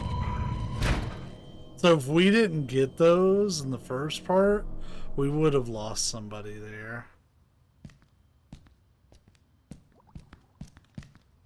There's something here. A note from a certain Sylvia that says, Professor Husher, remember to pick up your typewriter and the rest of your belongings from the library desk. This is the university library. If you need your own space, you can use your office. If Husher left documents in there, it may be worth taking a peek too. The chapter I think you should continues, take a look at probably. this. Let me see. Oh God, did you read that? Argos Legrand, heir to the Legrand family and owner of the LGA Incorporated business conglomerate, Oh, we're playing has as Daniel. died under mysterious circumstances along with his wife and 8-year-old daughter. It occurred last night at the family's holiday home, where they were spending part of the spring after the famous magnate's most recent trip. While police remain open-minded in their official statements and maintain that all lines of inquiry remain open, popular theories suggest that the family fell victim to a violent robbery, leaving the younger daughter, Ariadne, the sole survivor. She is currently safe in police custody. Oh my God, they're all dead. This is a dead end. Husher left some documents at the library. Maybe there's something there. It's all that's left to check.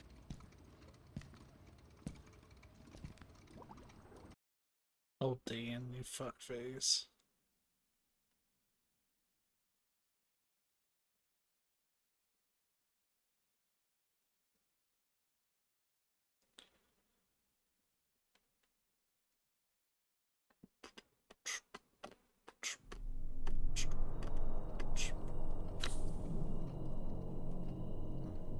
Well, Renee, you may not be very stealthy, but you know I'll what? You can handle get through this. shit. Keep looking. I'll report back ASAP. Why was he so loud?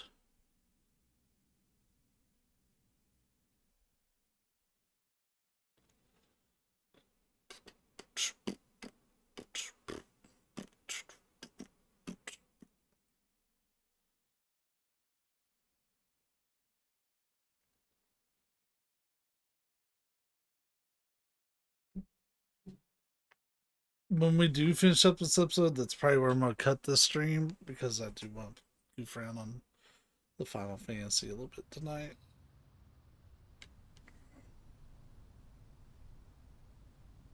I've also got some stuff I'd like to do, like, not when it's my bedtime.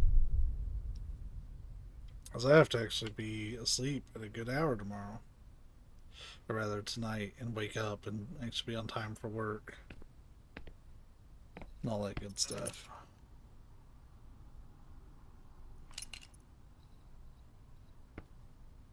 So these are like 3 like mini I areas. have to find the desk Professor Husher used. It makes up the entirety of the chapter, but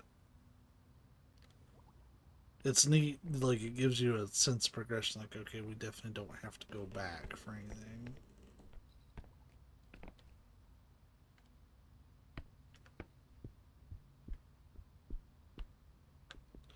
Also, aside from Daniel, I think Renee, at least from what we've seen, is our first returning character from one chapter to the next. What's going on here?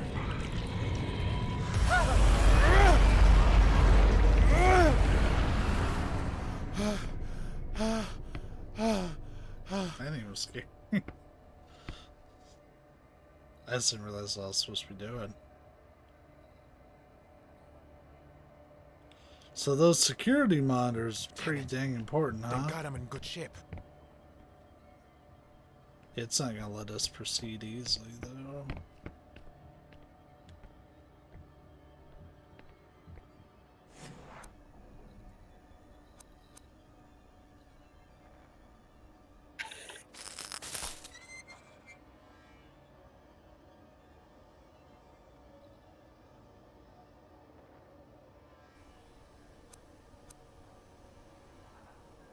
There is a ladder there.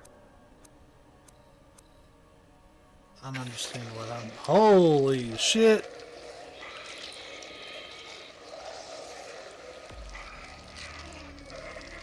So, there's a... That's probably the abyss.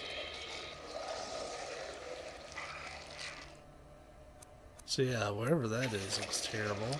This also looks terrible.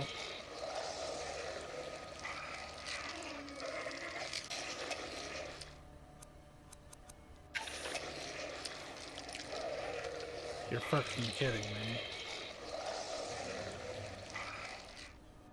Whoops. Well. So there's just danger spots all over and you don't really know where they are.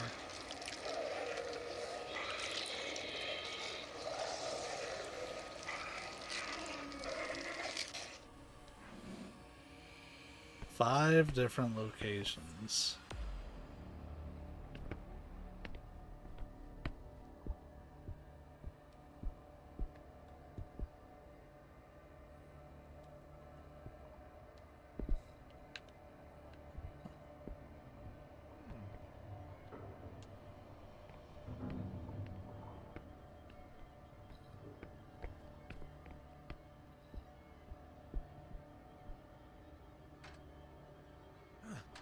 I think we're going to be using this quite a bit to be getting around.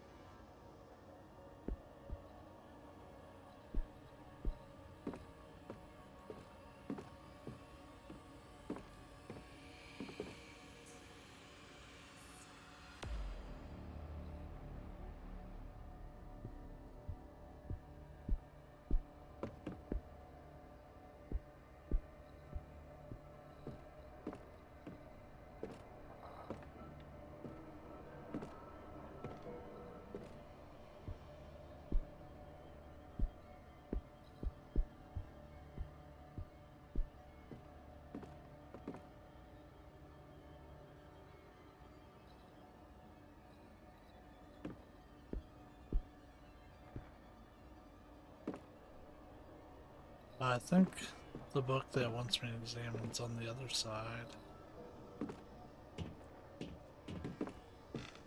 You know, it looks like it should be right here, but yeah, it fades away pretty early.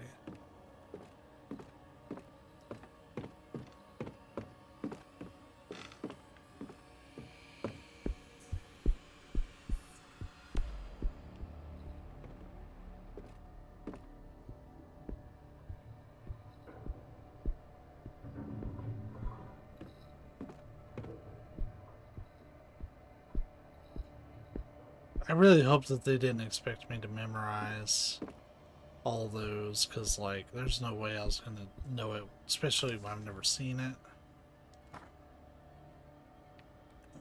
Oh, okay. So, in which Aten was typically depicted as a sun disk, emanating a radial series of arms ending in hands. Each hand held onto Ankh, a symbol of life, and collected offerings. Although no anthropomorphic images, otherwise common in Egyptian mythology, have been preserved, some of these sun disk depictions have been. As part of his religious revolution, not only did Akhenaten get rid of all such humanoid depictions, he also created, according to many Egyptologists, the first monotheistic religion. He named the pharaohs the god's sole representative on earth, thus disbanding and discrediting the priesthood. Although all these changes could be explained as the consequence of the turbulent political situation at that time, the truth is there are gaps in this understanding which scholars have not overlooked. For instance, no one knows why Akhenaten suddenly decided to transform the way his temples had been until then, closed, dark, where the concealment of the divine was paramount, into expansive, open-air temples where good lighting was the most important thing. There are also strange depictions where Aten is replaced, or perhaps opposed, by a dark anthropomorphic figure also emanating a radial series of arms, but in whose hands the Ankh do not appear. Sometimes the radial elements, or arms, do not have hands and have an ending that cuts off. So we might be dealing with like some like Egyptian god or curse or something with this.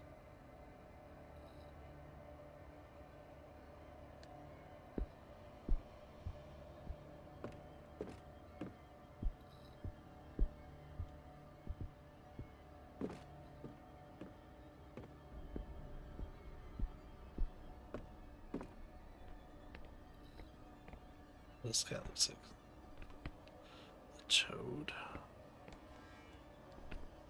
This picture seems to be intact.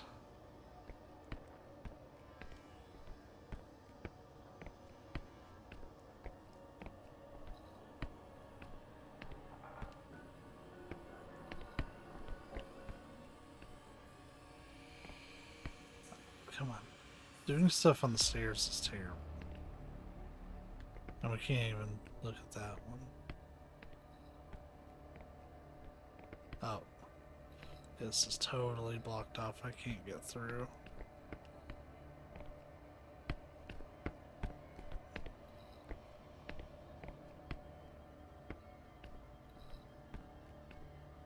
So we've made it across the library. But we're far from being safe.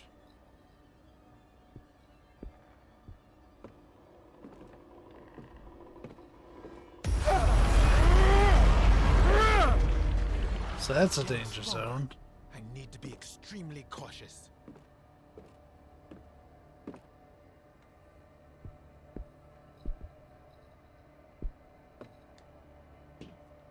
We'll skip that because we've already seen ladder shenanigans. Okay, so that was just to climb down.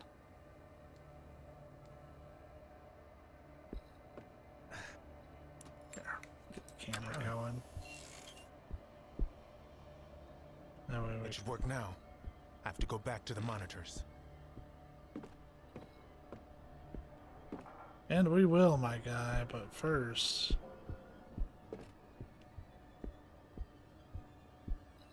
Okay, so nothing really here. Did I have to restart episode 2? Yeah. Yeah, I did. When I killed everybody. It's too heavy. I won't be able to open it again. Though we actually got through it pretty quick. We were, when everybody died, we were probably about 80% of the way through it.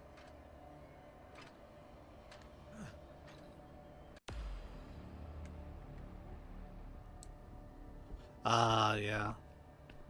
It's up and available. We got through it with no deaths after. Damn.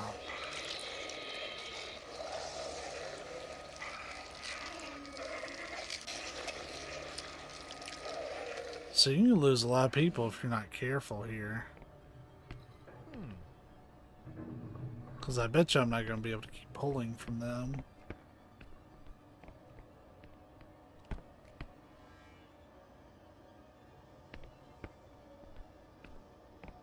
I can't let myself get trapped. I don't think I can escape again.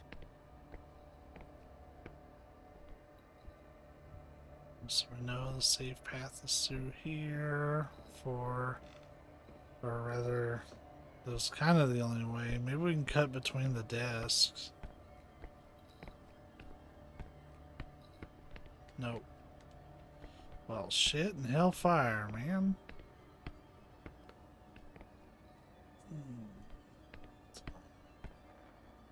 I guess we're gonna have to work our way from the back.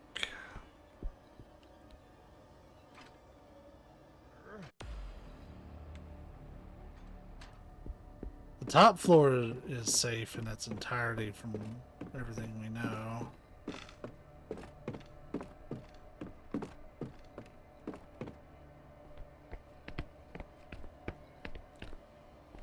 And then we know that you can go in here, don't take a left.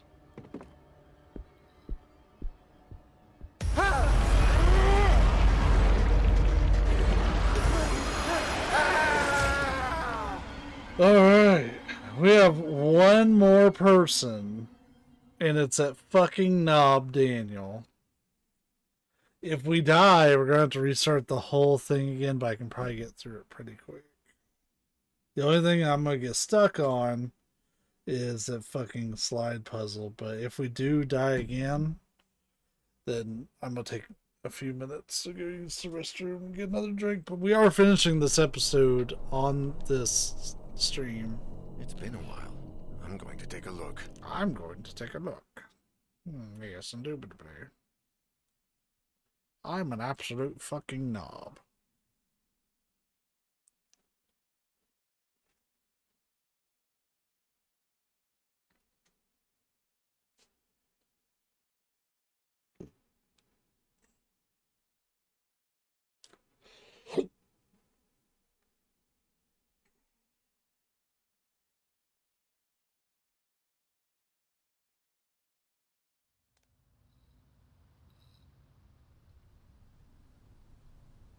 All right. So we barely did anything as Renee. This kind of sucks, having to figure this out. So that's the goal. And we just have to find a safe path through, but we can only dodge them a handful of times.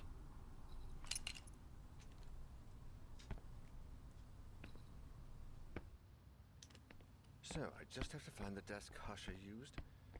Seems easy enough. First things first, we go up because we have to come in from the rear part of the library. I don't know if we need any items, actually, as I don't recall us picking up anything.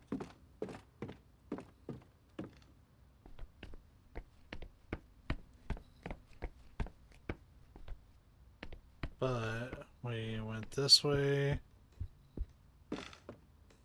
And what we did was we turned right. So if we had a satchel, it'd be right there. But I don't really think we did anything like that. We can't like go out the window. I bet you going straight.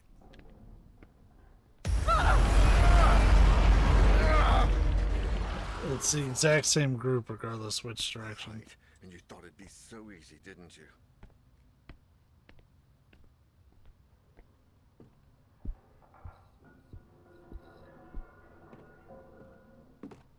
I feel like I've seen this.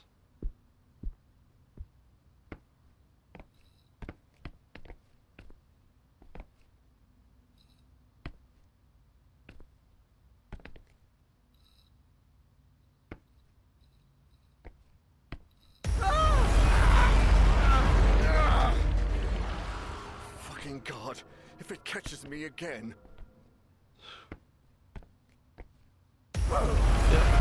That's kind of bullshit. Because, like, can you see all those on the CC? Yeah, but it's not like I have the freedom of my camera to know when I'm in that area or not. It's kind of bullshit. But that is not the stream, but we are going to take a few minutes here. So YouTube folks, you're not really going to know so much. Twitch folks, give me between like 5 or 10 minutes. And yeah, we'll be back here in just a few. And we're back. Let's do it again.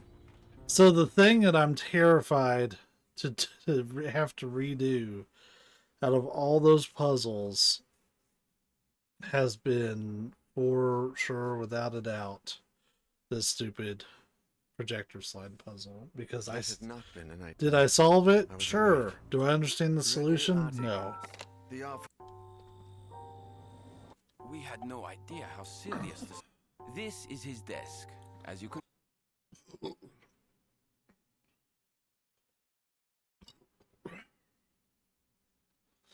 I'm gonna play the same order of characters. So we're gonna start with Grace and then move our way through the room.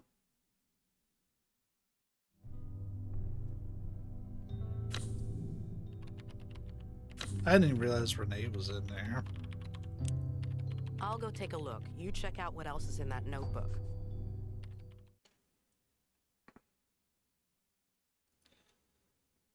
Should be able to get caught up in maybe 15 or 20 minutes, like, aside from whatever, however long the projector puzzle takes. Because, like, no shit, it's not like we do a lot in these areas. We just have to understand how everything's connected.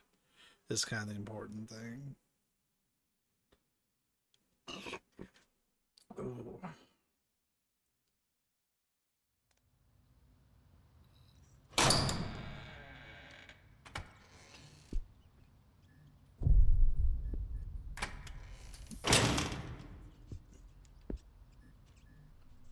I don't remember this place being so scary. Yeah, no shit, I barely made it out of this room. Oh, Marino. What a dick. Besides, he's got it in for Max. But, hey, you get to see a chapter from the very beginning.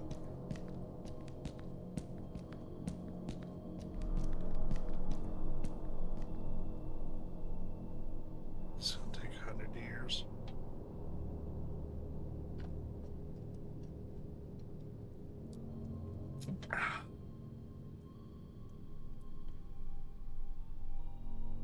There's Marino. I've worked out your amusing little riddle. Next time, leave Max alone. Put it. Who I say. I enjoy that drawing. You gonna hit me with the scary dude spook again?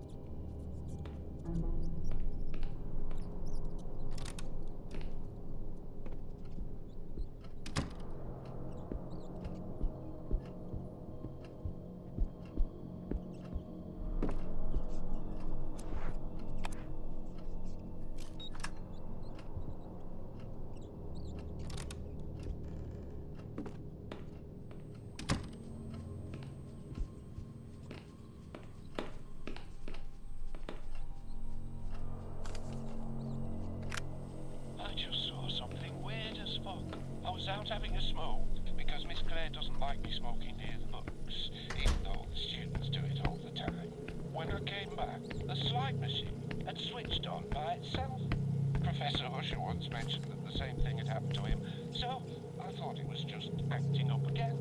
I went to turn it off, and I saw there was a picture of the old archive door projected on the screen. Then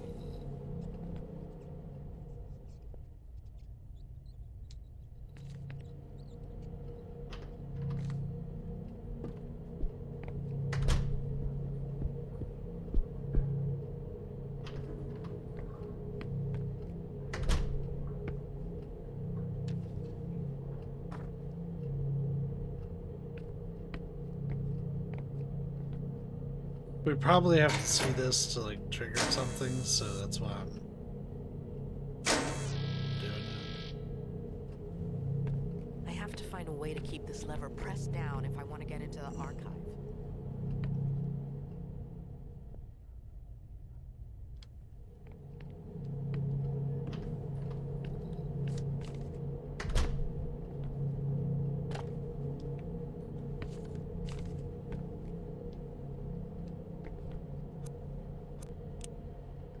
Yep, this will save our butts later.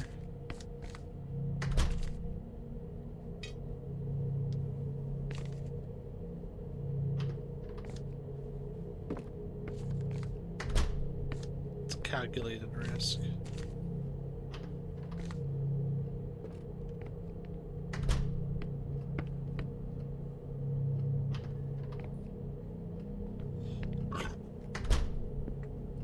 I wonder if they don't let you take the light because it maybe messes with the black and white segment coming up here in a moment. We're already almost halfway through this first little segment.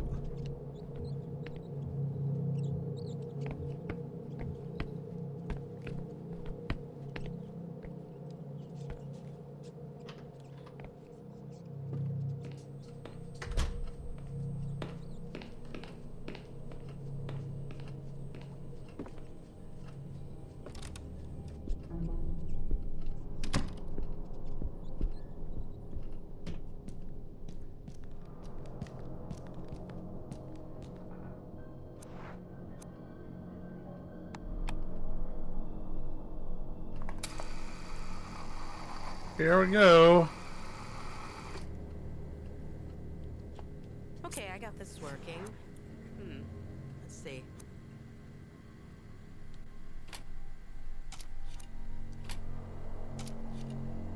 I think he's back towards the end. Switch. Light.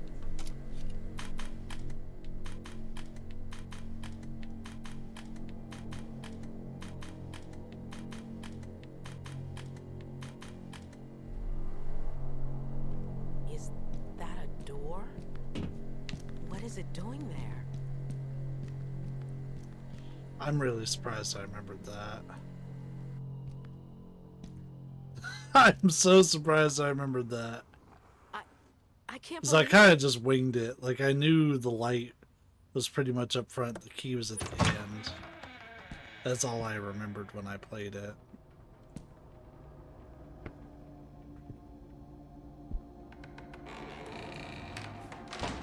We're giving Gracie, or Grace, I think her name's this Grace. Is this real? Where am I? We're giving her her redemption run.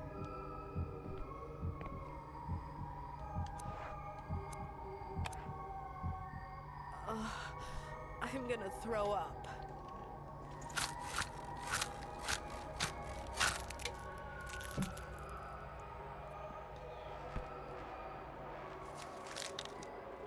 What have I done? I can't believe this is happening.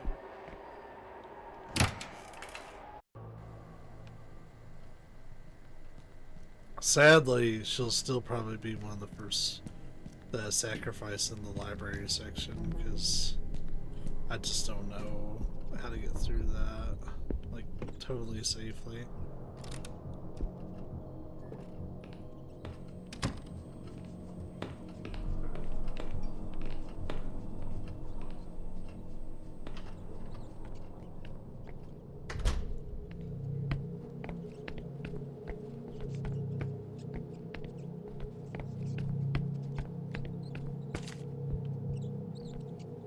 We're almost done with this first section.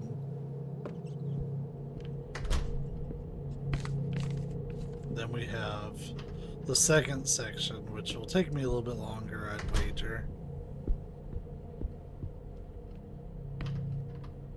So all we have to do is put the hand on the lever. Hey buddy, can you lend me a hand? Thanks.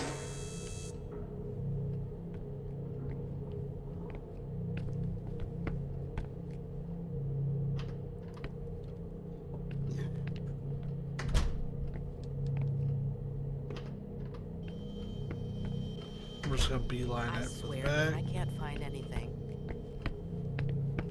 as we know that what we're looking for is in the very back.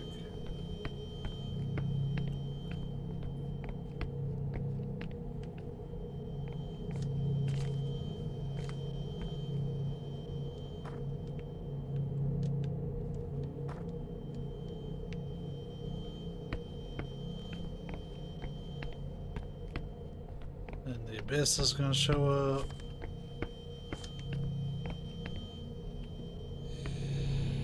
Is this Death Stranding?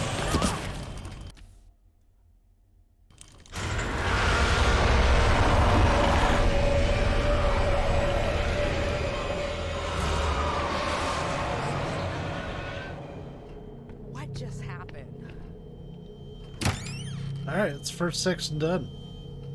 Everybody's still alive.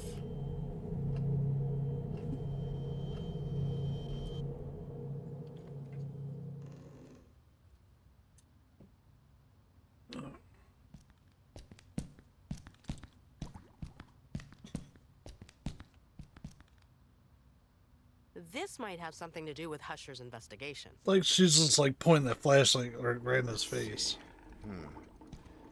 It's a book about Argos Legrand. A biography or a collection of articles about him, I think. He apparently spent part of his life traveling the world in search of odd, rare events. Interesting. Can't Rich read this people before. stuff. I don't think. I don't know. The biography suddenly ends right after his last journey. It says here, he returned without his equipment, without the huge amount of money he wasted on the project, and with a simple memento of the music he brought home to his little girls, 8-year-old Elaine and newborn Ariadne. And here's a note from Hasha that says, see the archives, events newspaper. Is there a newspaper archive over here?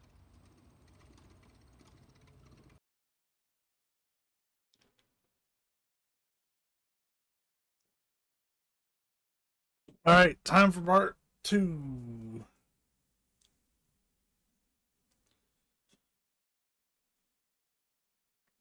Oh, the door is its own thing.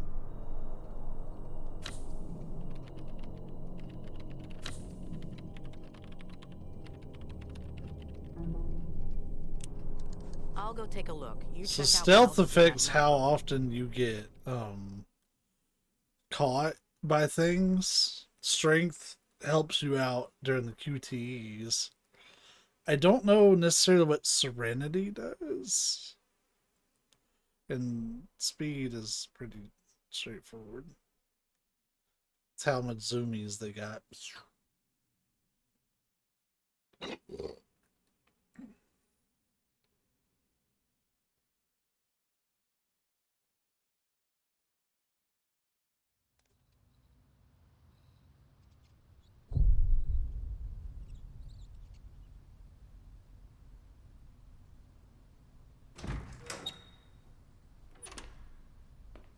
All right.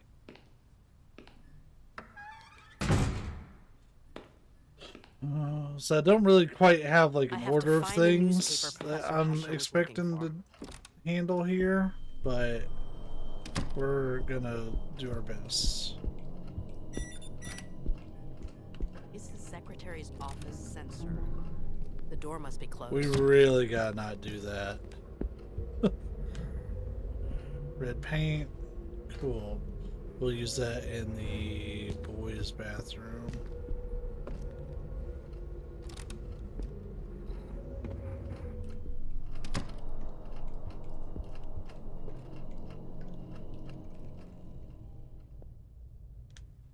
We're gonna be listening to every door because we just don't know. Like, we're probably gonna see fewer things than we did with Renee, just because Renee has like no stealth.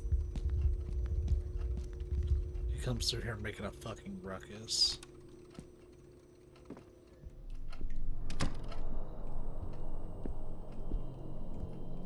Still gonna slam on me? Last time it slammed right in my damn face. There's something on that table.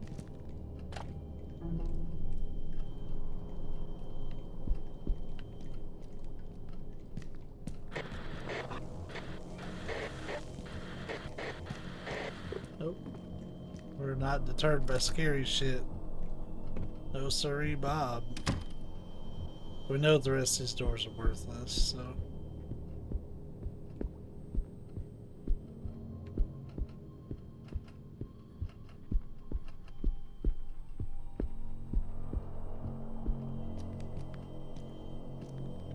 I wonder if I can collect the microfilm early.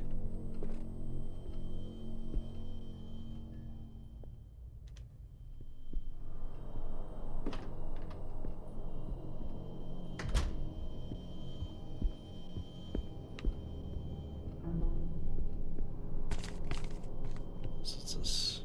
Oh, we need the drawer key. That's right. So it doesn't matter if we go to collect it early or not. We have to get into the secretary's office.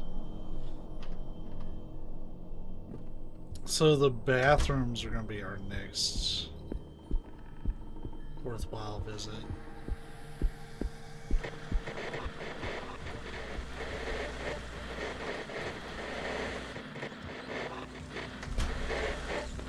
Oh, I don't like this.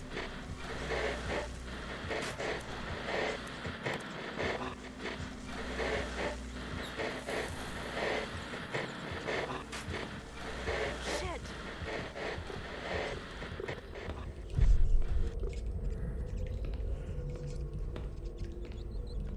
Boy, whatever that was did not like me moving through.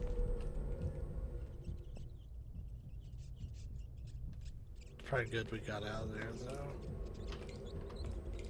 So we don't have the batteries to give to him yet, so it's a little pointless to talk to him.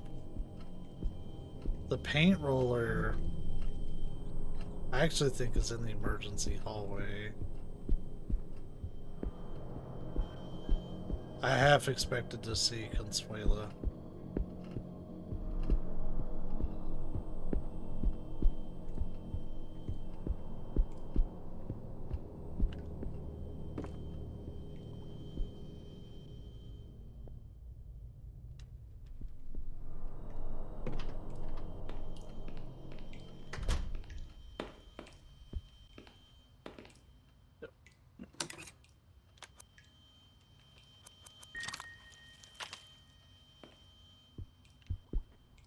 We should probably examine this door to know that it's bolted.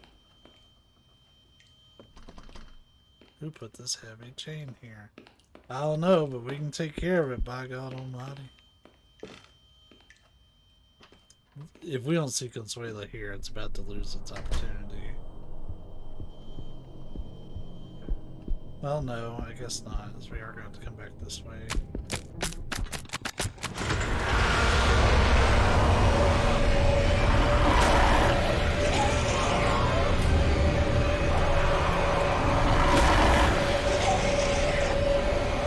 That's kind of a neat mechanic, because I have to do the swaps between the X button and the square and circle. I have to do those, What the hell was that? like, pretty much without breaking my rhythm. Just a little redecorating.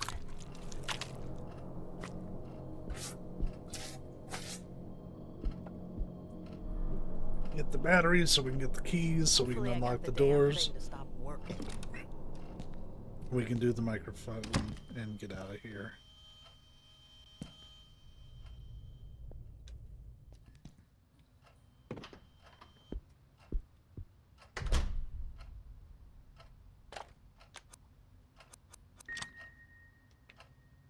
So we got that. We're gonna get the drawer key.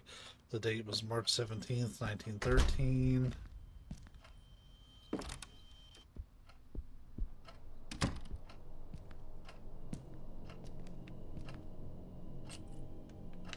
I don't think it really matters if we have the memo or not. We're almost caught up with where we were. Within the next 5 or 10 minutes, we'll be there.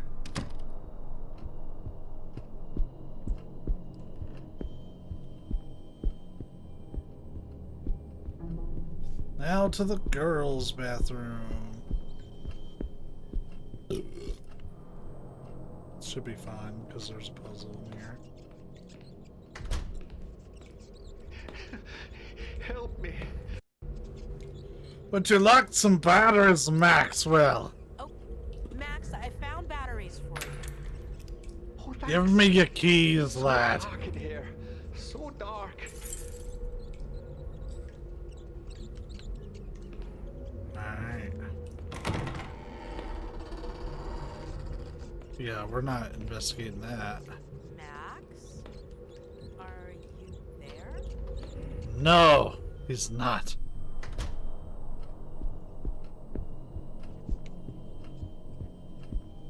Consuela.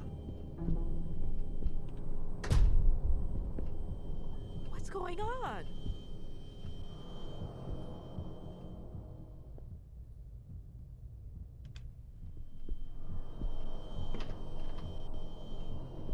Hey, we did see Grace in here on our original run, but she was dead.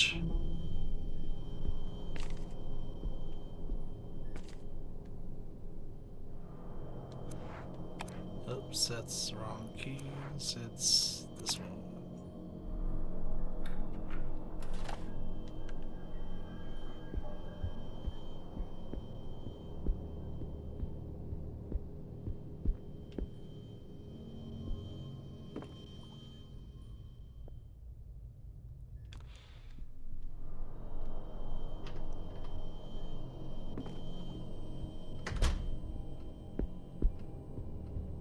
Get ready for a jump scare.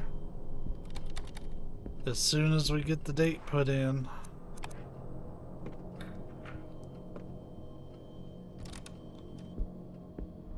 We'll have to do it twice. Because it's very much not gonna like us doing this. 17. March 1913. Jump scare incoming when I press this button. Go!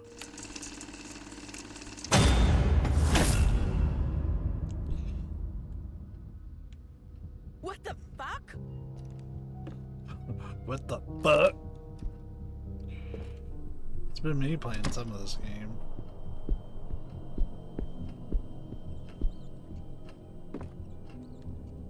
Oh no, the door is locked. If only I had Maxwell's keys.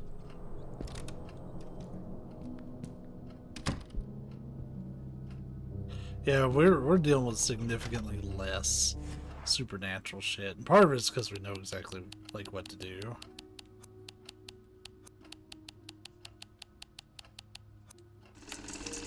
No jump scare this time.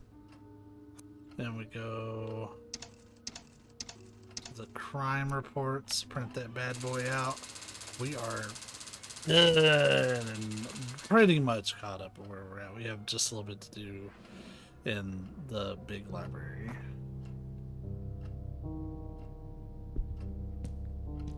But we have a death check. It's basically, do you have the shears?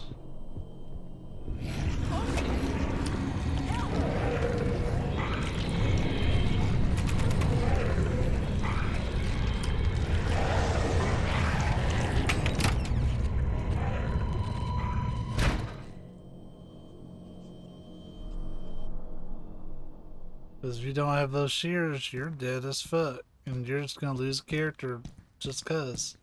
There's something here. A note from a certain Sylvia that says, Professor Husher, remember Can to we pick up your skip this? typewriter and the rest of your belongings from the library desk. Because he's gonna This talk is about the all this like a university knob, and I just library. don't If you care. need your own space, you can use your office. If Husher left documents in there, it may be worth taking a peek too. This might have something to do with Husher's investigation. Let me see. Oh God, did you read that? Argos Legrand, heir to the Legrand family and owner of the LGA Incorporated business conglomerate, has died under mysterious circumstances along with his wife and 8-year-old daughter.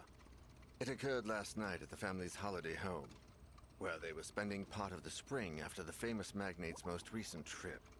While police remain open-minded in their official statements and maintain that all lines of inquiry remain open, popular theories suggest that the family fell victim to a violent robbery, leaving the younger daughter, Ariadne, the sole survivor. She is currently safe in police custody. Oh my God, they're all dead. This is a dead end. Husher left some documents at the library. Maybe there's something there. It's all that's left to check.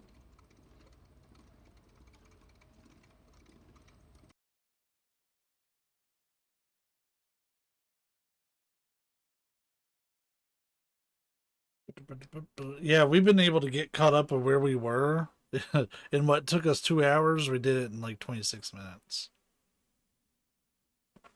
There really wasn't much that we did in this next area.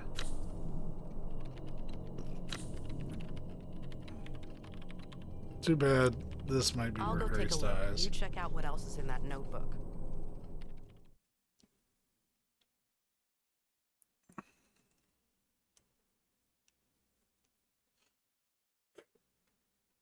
I should probably send Renee, because Renee's got more strength and he can fight them off more.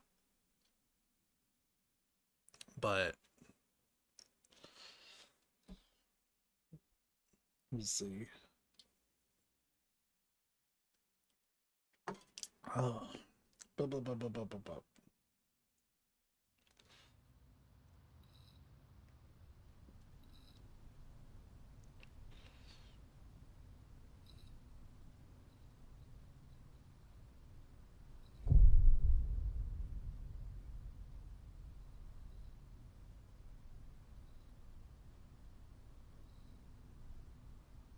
So all we have to do is walk to that desk, right? Right. We're not even going to bother getting captured the first time if we can avoid it. I don't know if it's avoidable, but we're going to try to just skip it. Even for a library. Can we view the security monitors yet? No. So you get no access to those. Yep. We're going to have to get caught the first time. Wait. What?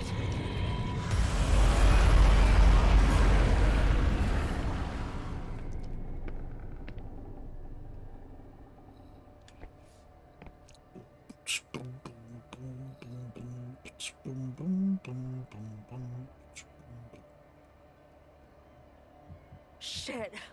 Where did that thing come from? It came from the shadows, my dear.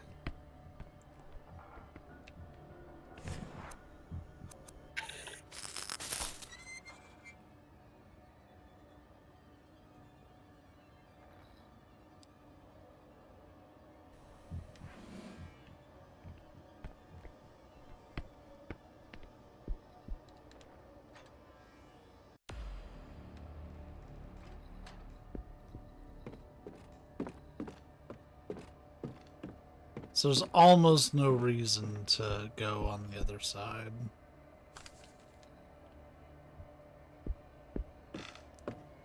So we found out that was pretty pointless last time. What we have to do is we have to go down, then here, and then here. And we can take this up.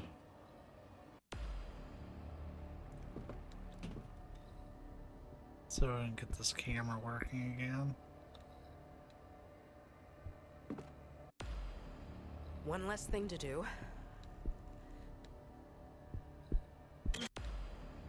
It's gonna stay that way. I don't think I can pull it up again. So this is exactly where we were last time, because all we were trying to do was navigate through the path of bullshit.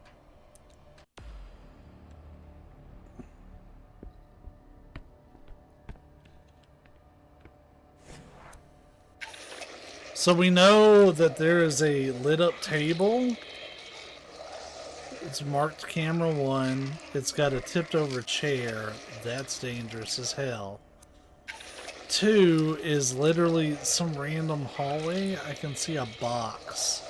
And it's to the left and to the front of the box. 3 is a fucking mess. There's a globe. So tipped over chair, box, globe. Really dark.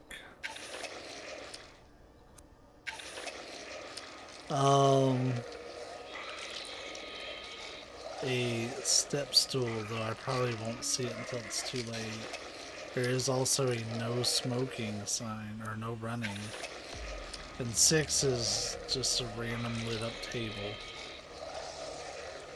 It looks like, though, there is a scroll over that way and another camera that looks at, so got it. So each side where that light is, each side is dangerous. So 5 and 6 are in the same area. 4...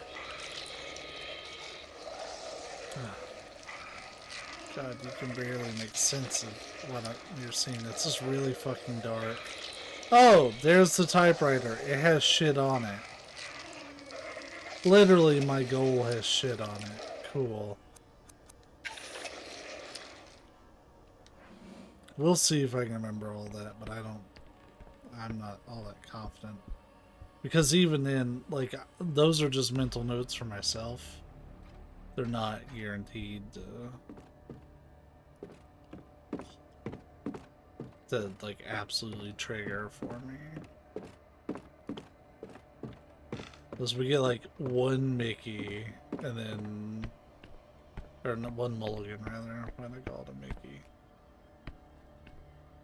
And then we're donezo. So we know that right is a safe path.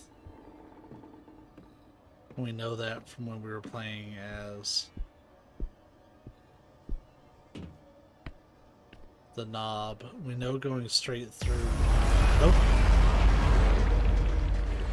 It's getting stronger. Gotta be careful.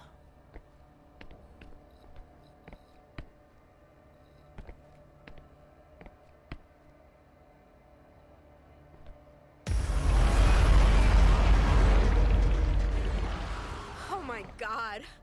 Okay, I can't let it get me again.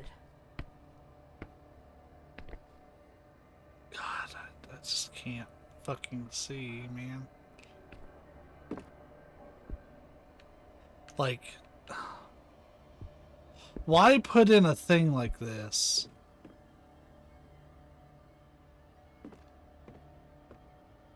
If you're gonna have forced camera angles. We know that the hallway with that scroll is fucked.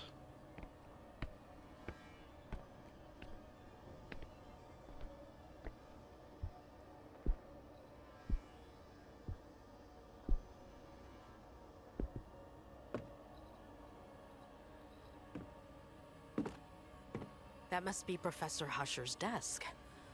All right, just a little more.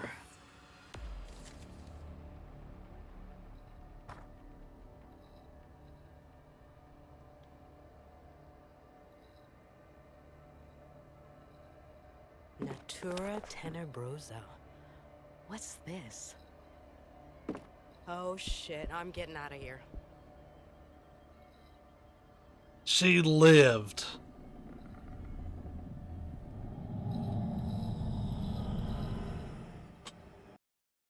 There was some shit there and that's ready to get us.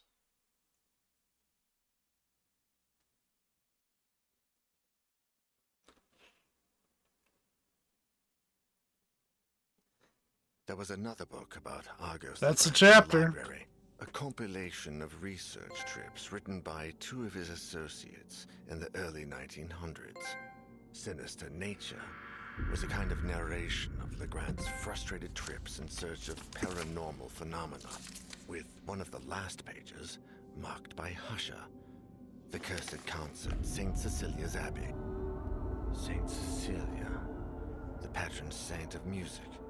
I'm not sure what Husher wanted when he set out in Legrand's footsteps, or how long he planned on doing it. But it was a start. The best place to start looking, before it gets too late. They knew you, knob. The day before.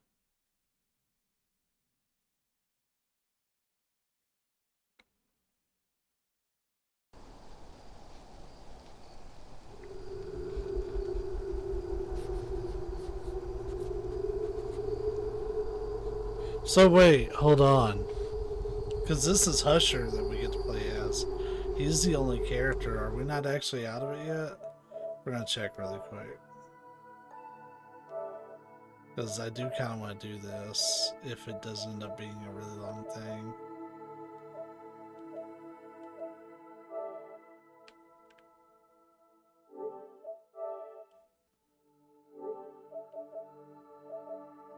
We found his whereabouts, so I guess, but like it normally doesn't kick you right into the next chapter, so we're just gonna do it. His stealth is off the charts. Let's check it out. Fuck it. Because it didn't kick us to the main menu, and it normally does.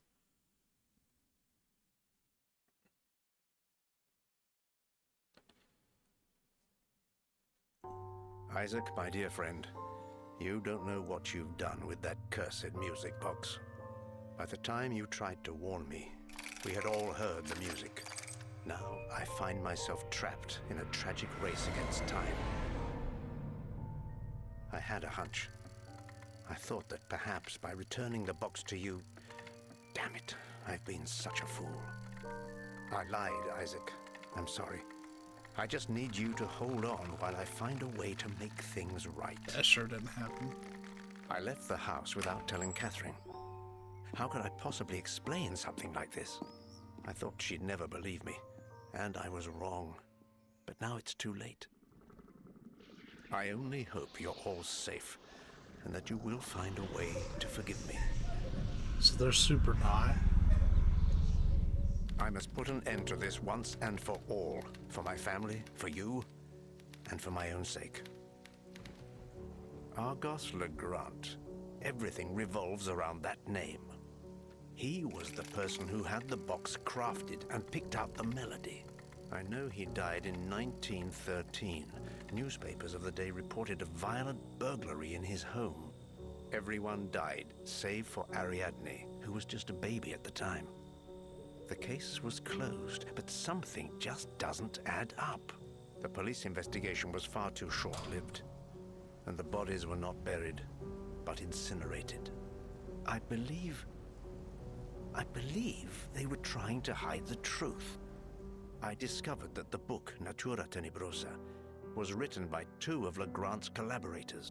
The same two who followed him across Europe, researching all matter of ridiculous legends, all equally far-fetched. The last case in the book speaks of Legrand's last journey, on which he embarked just before making the music box.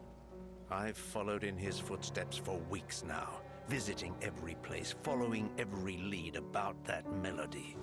Alas, I have reached the last leg of this journey, in the north. Shit, this might be I a find myself whole among chapter. the deserted ruins of St. Cecilia's Abbey, now covered in snow. Here, in 1912, the annual concert in honor of the patron saint of music was held. Legrand was not there at the time, but he came to investigate soon after. Every single person who attended that concert died or disappeared in mysterious circumstances, and the Abbey has been abandoned ever since. Oh, The shit. connection is clear. I know there must be something here, a clue I can pursue. If not, I don't dare think about the future. I can barely distinguish what's real from what's not. Something is watching me, following me, drawing closer and closer by the day. The melody still haunts me. Its notes echo constantly in my head. With each passing minute, they sound more ghastly and foreign. I see darkness all around me, and shadows lurking in the corners. I see my world merging with something else. I see another place. The black figure. I feel it's here with me. Well, that's quite the monologue, my guy. Is this the end?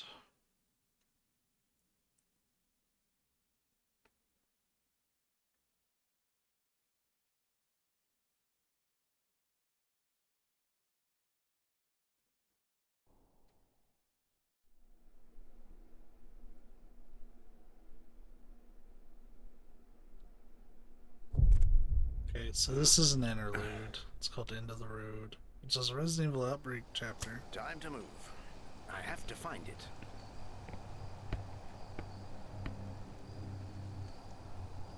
Damn, the door must have closed before when I left the room. There's a small crack. If only I had some sort of tool to stick in there.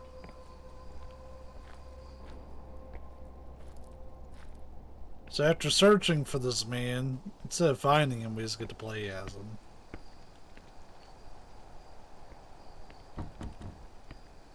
Jammed, impossible to open.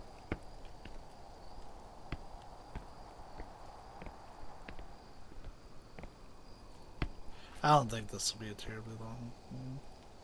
Needs a key of some sort.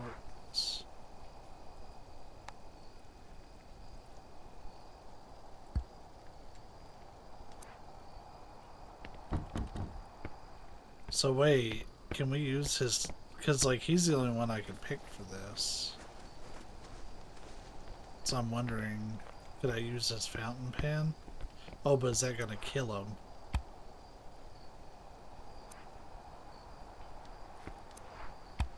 No. Because this game would do some shit like that.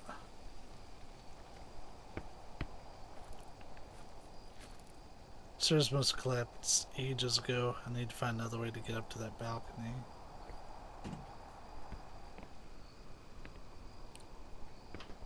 Finally, a door that works.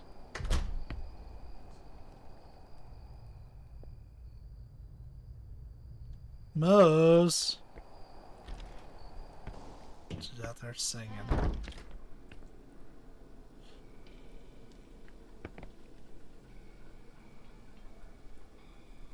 So water's not working. Whoa. Well, it's not a hiding place. Hi, Mose. What are you doing? Yeah. Tell me about it. And then what happened? While I was in here eating Arby's earlier, she was like about to attack me. She really likes roast beef and ham.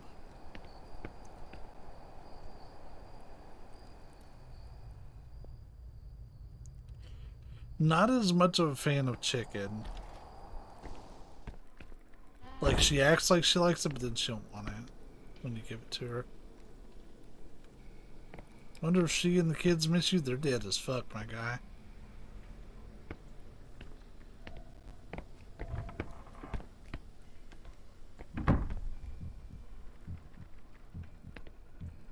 Bro, this is a fucking washroom. So some blocking. Yeah, that plumbing system. It ain't trying to do nothing good. This little hall right here reminds me of Clock Tower 1 for some reason. Well, the PS1 Clock Tower 1, not Clock Tower SNES, which is the real Clock Tower 1.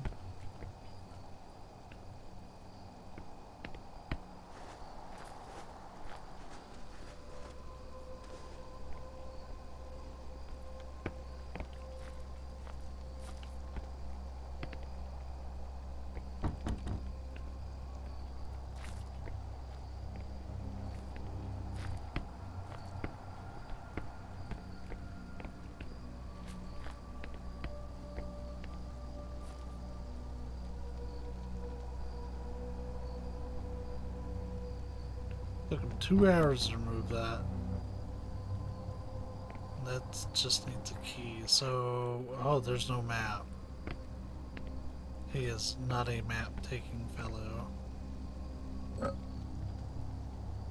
Oh.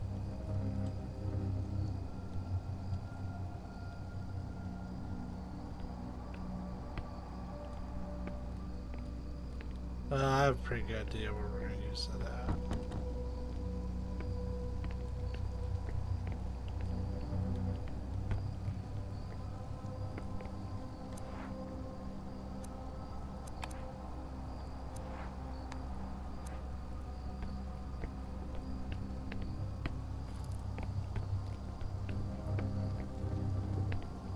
It's this door.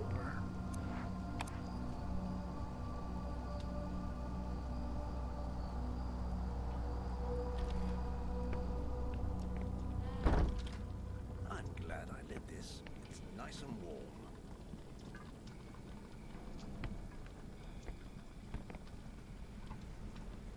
to light the brazier. The water isn't running through these pipes. Some old and wretched clay vessels. Wooden tables rotten from the damp in this room.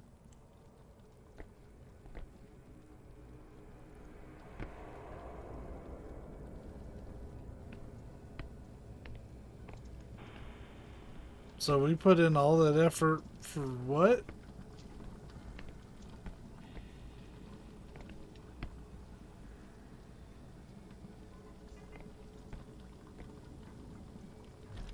It's a room that's warm. I guess we can go up. I wanted to check out that whole bottom area.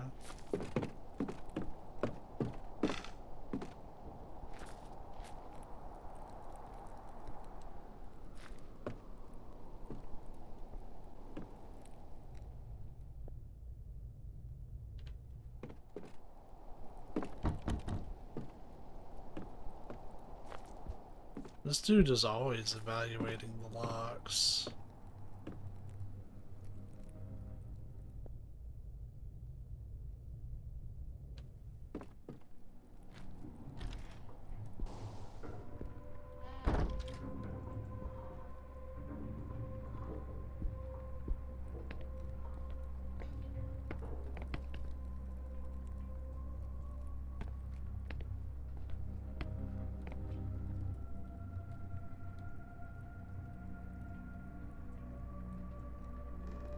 So there's somebody's remains. No big deal, right?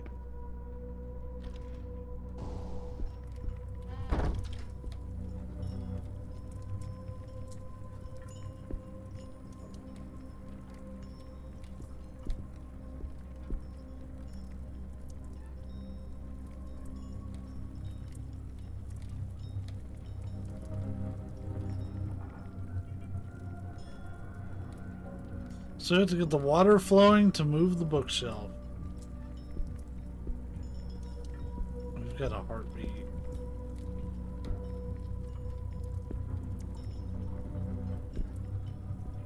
Oh. So there's something special about those plants.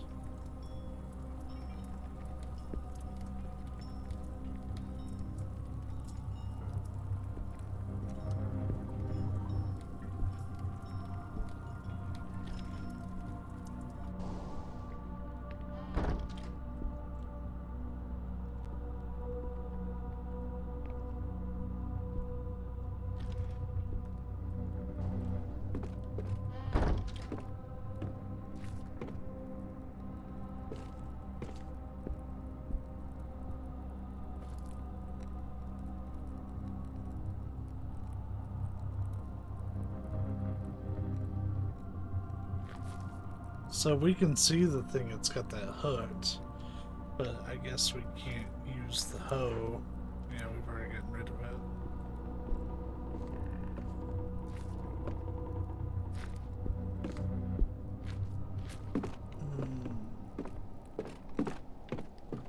Boy, there's a lot of locked doors. What? There's someone shoveling something. Snow?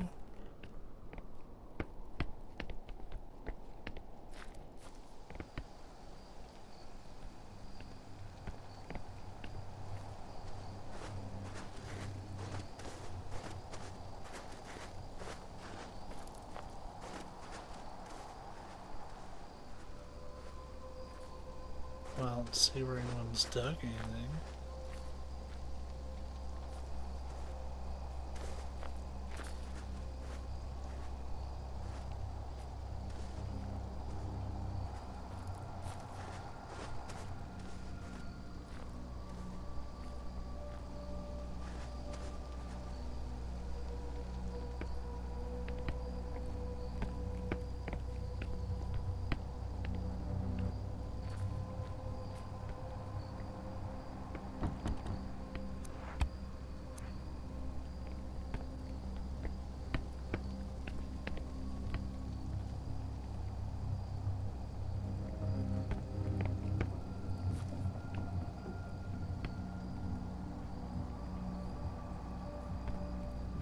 heartbeats.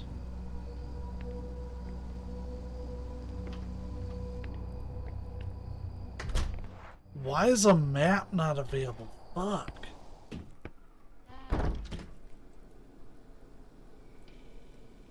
Stop resetting the lever.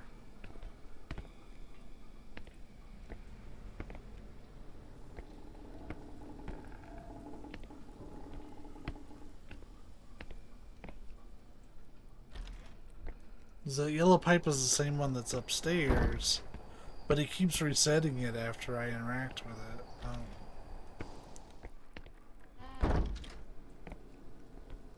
I don't understand why. There's another one.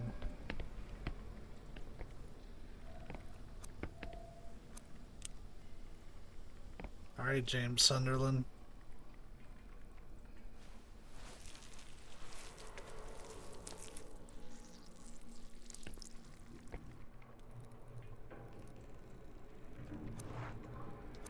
What the fuck is it?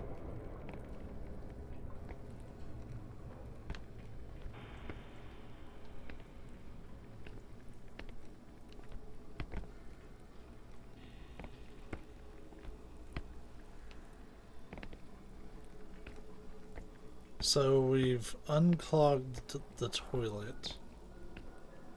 Did that fix our water problem? I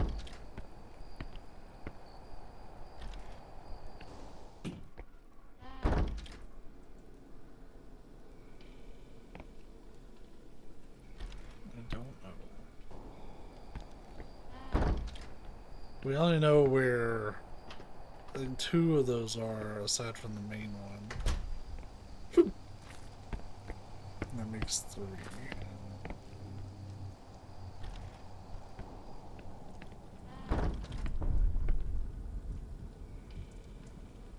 Okay.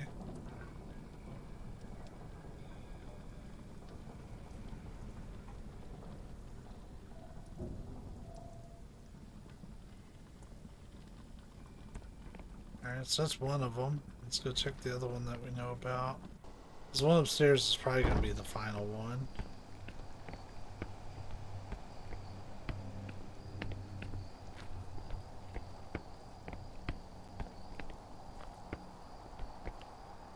Wait, shit. For some reason I thought it was the one there at the end. It kind of sucks that there's no map. But I guess they make it so you have to, like, memorize where everything is.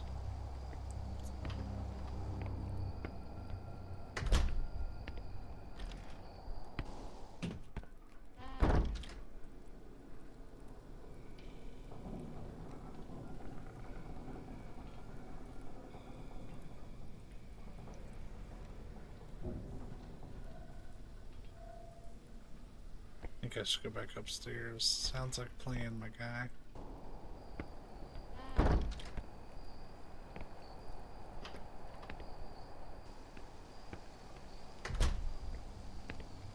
Okay, so if this is all this one is, then I'm good with that.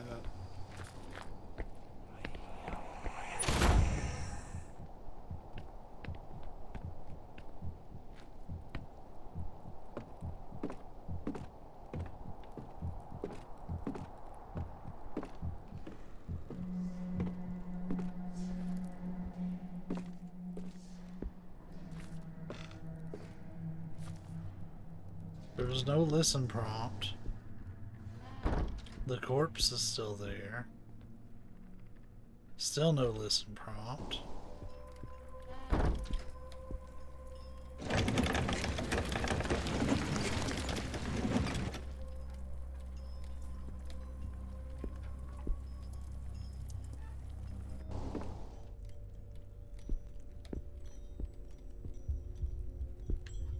What's this? Notes written by Father Malaquias prior to the Saint Cecilia's Abbey about the monk's behavior. Some days ago now, I observed the brothers performing a strange ritual. They took turns to sit in front of a mirror and facing it, light the lamp, then put it out. The show remains written testimony of everything that has been discovered and that has been passed on to me, as it may prove valuable to whomever so finds it, or whomsoever finds it. Sitting in front of the mirror, they observe their own reflection and everything behind them. Then you proceed to put the lamp out or dim its flame to the point that the eyes, blinded by the previous glow, no longer see. Thereupon, they light it once more and again observe their reflections and everything behind them, repeating the process several times. And sometimes God helps us. The reflection shown in the mirror isn't what it should be. I cannot begin to breathe. Let me try it again. I can't begin to describe the horrors that appear. The mere act of committing them to paper is an insult to our Lord. But what I can say is that the more frequently those horrors appear, the closer they are, and the less time we have until they're no longer only in the reflection.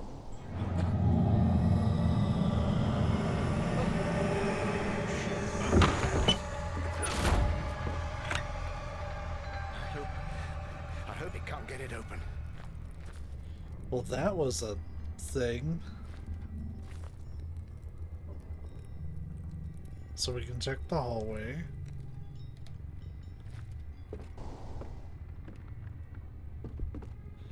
The stairs are useless.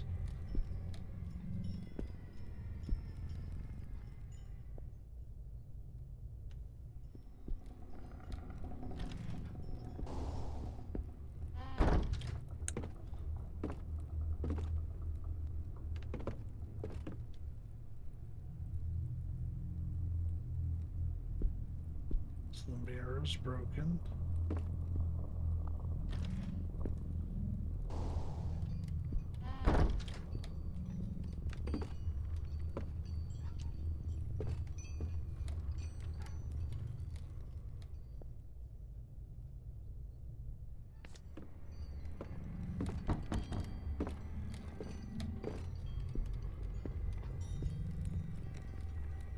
A lot of bodies.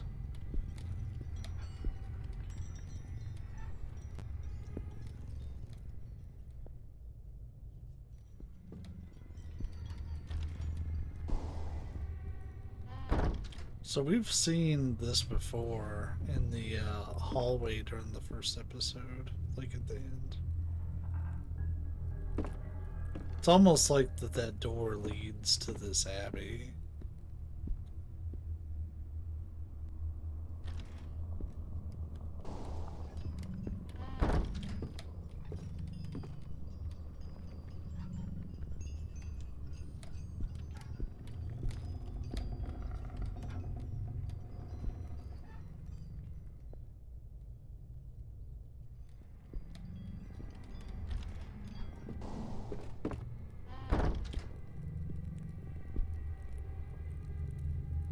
If this works, let's see how much I have left.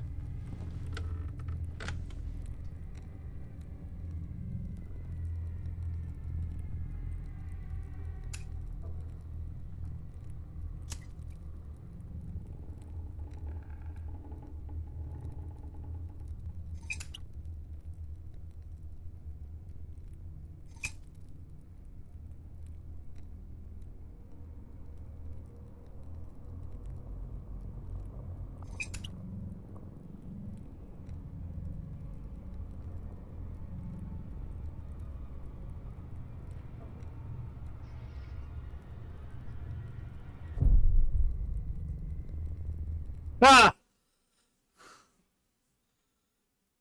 So he's in there tripping balls. Okay, that wasn't a very long interlude. It's a little baby puzzle. I spent more time exploring than I did actually solving it. All you have to do is unclog the toilet and get in there. Alright, so now we are done with tonight's session, y'all. We are... Let me check the schedule.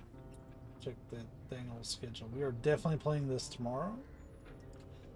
And then we won't be playing it again until possibly Wednesday. That Wednesday stream could be us finishing the story if we do it then. It just depends on if I need more of a break or not. There's no stream on Tuesday. And then Thursday is a cleanup stream for Song of Horror if I feel it's necessary, but it's very likely going to be a Death Stranding stream, because I do need to at least get on there before all my shit rests over. But y'all, what chapter? Be safe, be kind, and I will catch you all later.